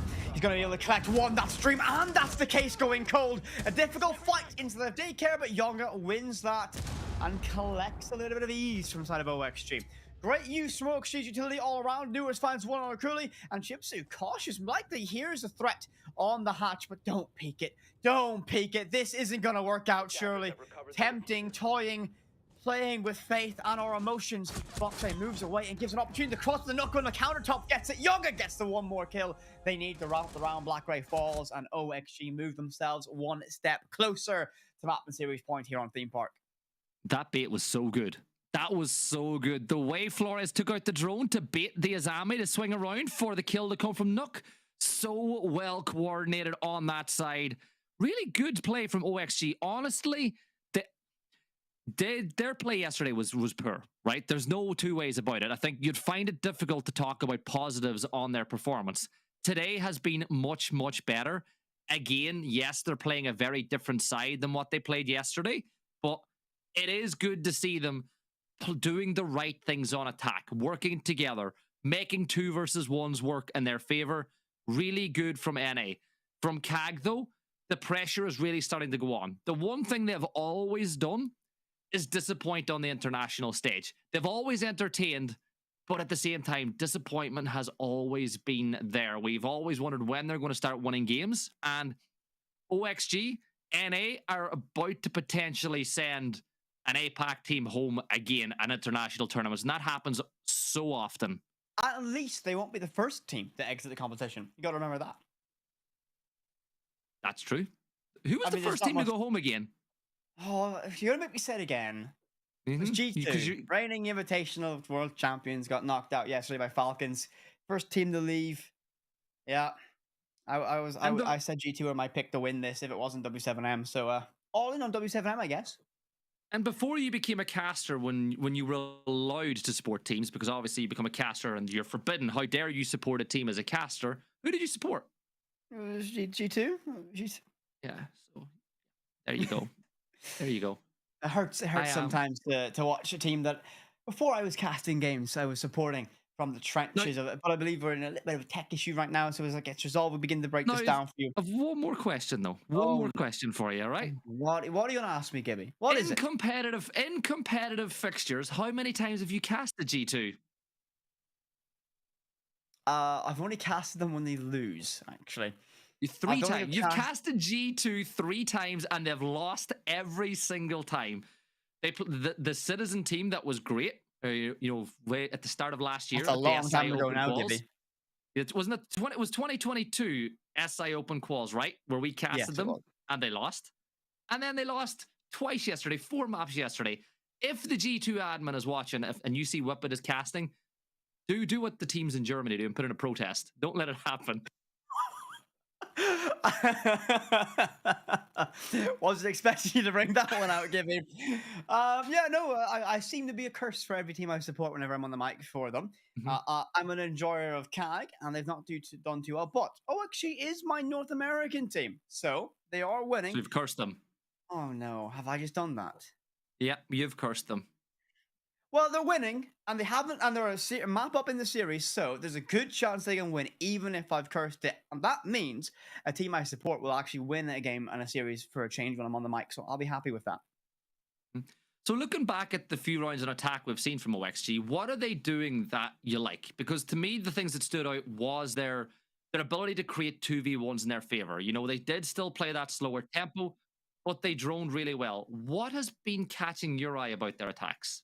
For me, it's how they use utility and they play together. The thing I'm going to say is not only was that bait with Foxy on the hatch a very good example of how you can play off sound cues as a teammate, but the fact is they're using the Flores drone to move players out of position, and they're always kind of aware of that step and aware of those decisions that are being made. They're very well kind of oiled machine. They're very cohesive as that 5. But Gibby, we could talk about how much we like what OXG are doing so far, so much. It is going to be a little break as we get this tech issue resolved, but when we're back, we can resume OXG versus CAG on Theme Park. We'll see you then.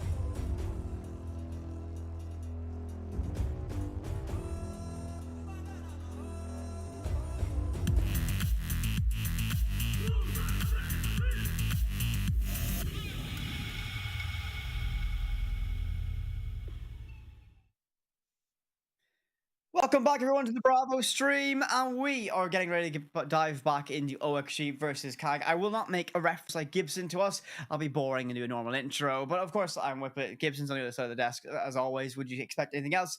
And it's been a good game so far here on Theme Park. Anything you want to note before we dive back in? All I want to say is attack favored Theme Park kind of once. What is going on? It's been 3-3-1/2. Let's get stuck into the action. OXG leading the sides 5-4, 2 rounds away from sending CAG home. CAG, on the other hand, 3 rounds away from forcing overtime. Going into this one, it is going back to that gimme site, which hasn't been a gimme site in any way, shape, or form today. Looking at CAG, though, when you bring the Amaru, it tells you straight away they're planning on taking control of the top floor. Never mind, Amaru's gone. They're going back for Ace. Every time we talk about an operator, until it's locked into the offense, they pick away from it. Who was it this time? Who's our culprit? It was Fish, wasn't it? Blame Fish. Every time, every single time we talk about an operator in that phase on the offense, they always pick away from it. Gibby, I don't know why we even mention it at this time. We've been together for so long talking that we just run out of things. So I'm like, oh, we'll talk about the game. Let's talk about the game for a change. So Capcan in play on the side of CAG, knowing CAG is probably in the most random places to put those traps that we've ever seen in the world. So keep an eye on any of those OXG players. If the HP takes this sudden pitfall with nobody around, we will know why. Foxy going to go up on top of the roof. Cooley gets the opening pick though, and he's going hunting for another one. Fish trades one back though. He will find Shibisu.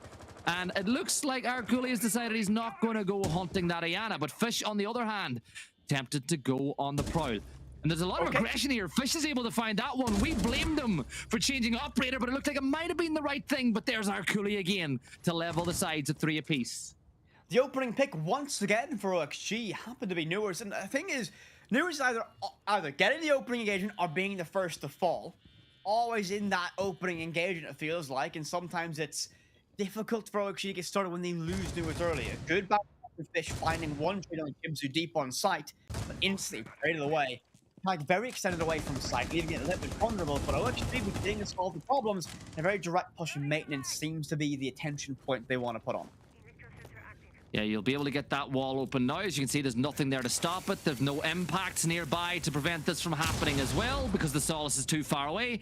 Now you've got the breach open.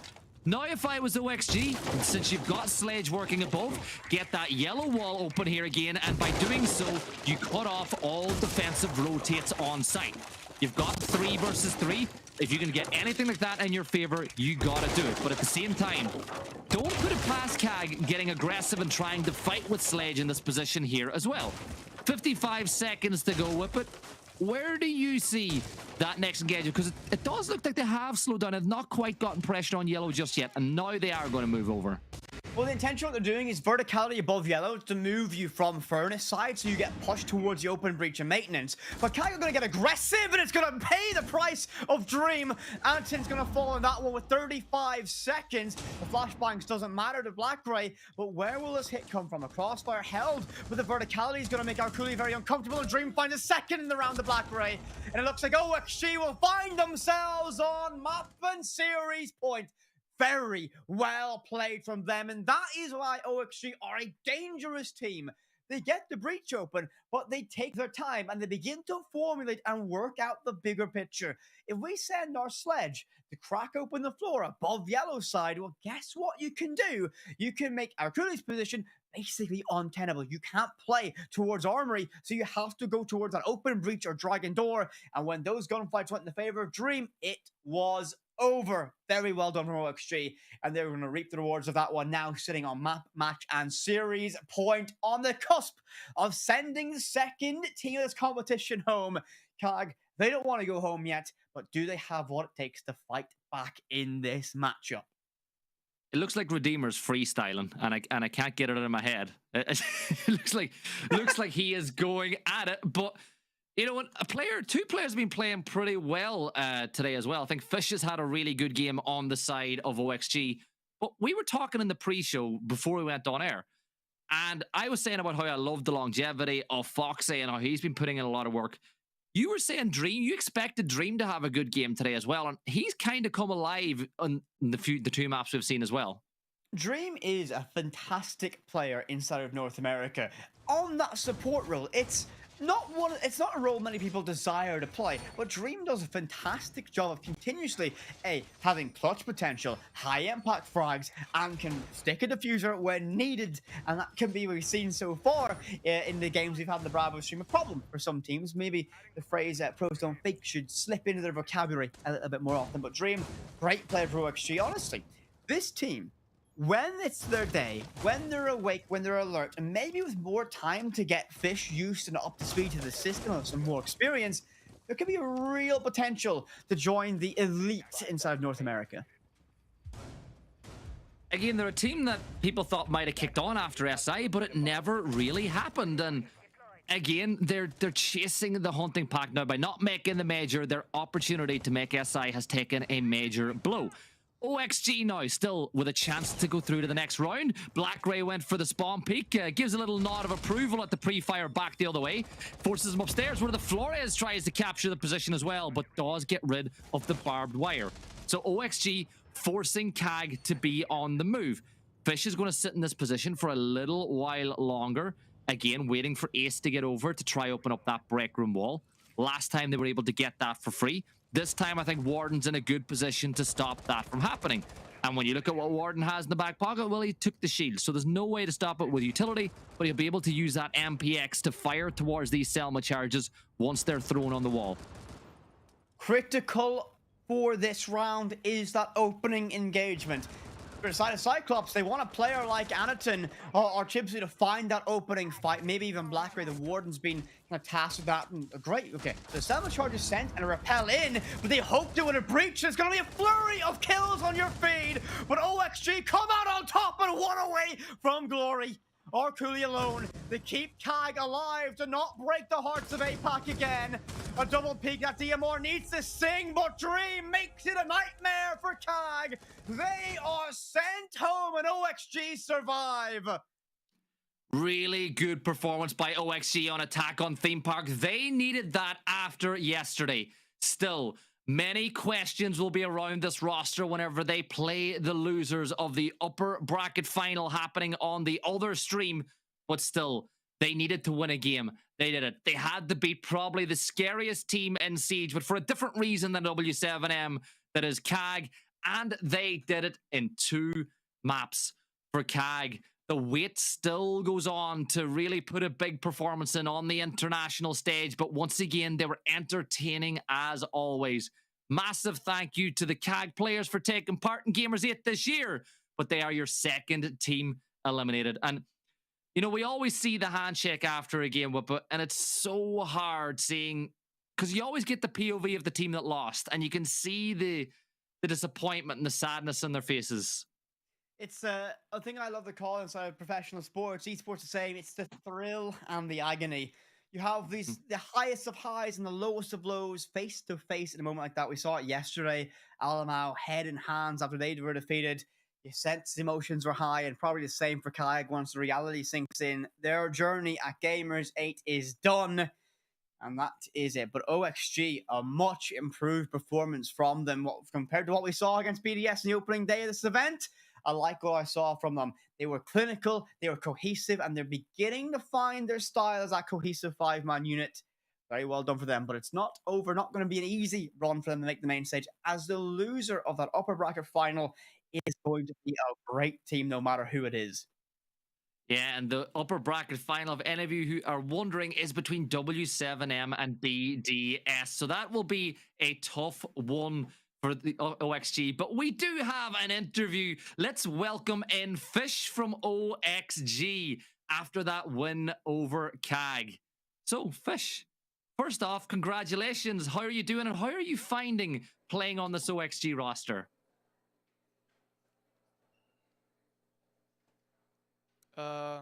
How's it going? Thank you. And I know I find it like pretty natural to fit in with this team. You know, we've been friends for a while and we play really good. I think yesterday wasn't a accurate representation of how we've been practicing and what game we're here to play. After yesterday's performance, which you just said wasn't really acceptable for the stand that you guys hold yourself to, on a personal level, did it feel good for you to have a much better day personally by getting a lot more kills, having a bigger impact? And will that give you confidence going into the lower bracket final later on today? I think it definitely will. I think after yesterday's tough loss as a team, you know, we came together and realized what the problem was. And it's kind of like we lost to ourselves. When you're losing with a deficit of 7-1 to 7-2, it's really like not the other team playing lights out Siege. It's more of like us as a team was playing bad together. So, you know, this was definitely a big confidence boost for us and affirmed that we're going in the right direction.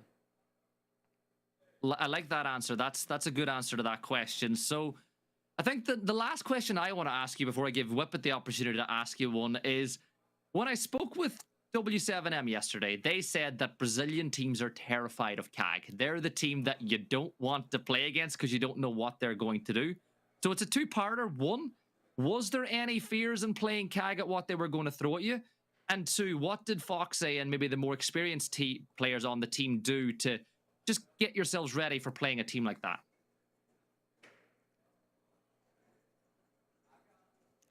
I think, sorry, I hit the mic. I think playing against a team like that, you just have to have really good teamwork, and everyone needs to be coordinated well together. And we just tried to take our time. You know, with unexpected teams like that, we don't want to go into it with such a focus on how they're going to play.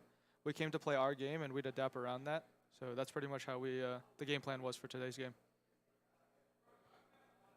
Thank you. Whippet, do you got any questions? Well, not so much a question from me, but I'm going to say to all the OXG fans supporting you guys on this journey at Gamers8, if you want to say anything to them, the floor is now yours.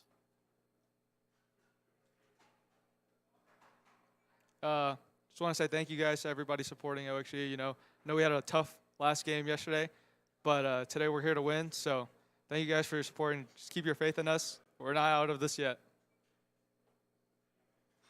Thank you. Best of luck in the next round, Fish. We'll be watching, and we hope you guys put in a good performance for NA. Whippet, there's a guy that doesn't need any media training. That was some very mature responses there. For a new player to the roster as well, for a young guy. Great response, great answers. And yes, I believe don't give up on a team after one day of poor results. Remember, this is a double elimination bracket for a reason. And, you know, it's not just a one-day event. It's 4 days of top-tier Elite Siege. And OXG are still in that mix. They are in that lower bracket, but they've got one more game to fight for survival later on today. But Gibby, that's it for us. Don't say that. That's sad. So, yeah, what Whippet means is that was our last cast of Gamers8. We were only here to take you guys through the Bravo stream. It does mean that if you want to catch the rest of the games over the weekend, you got to switch over to the main channel where, of course, you've got a fantastic crew who will take you through all the action. It's been a pleasure. Thank you all for sticking by and watching us while we took you through all of the action today and yesterday. But as always, we're going to throw some thank yous out there. So first off, we want to thank our producer, Mirala. We want to thank our observer, Sky, for doing a great job as well. We always work, you know, casters and observers work pretty closely together. He did a very good job. Massive thank you to Whippet and the players and all the viewers at home. But Whippet, I brought us in at the very start of day one. I'm going to let you sign us off. Thank you very much for joining us here on the Bravo stream. As always, it was a pleasure. There's more Siege to come. But thank you, everyone, and we'll see you later.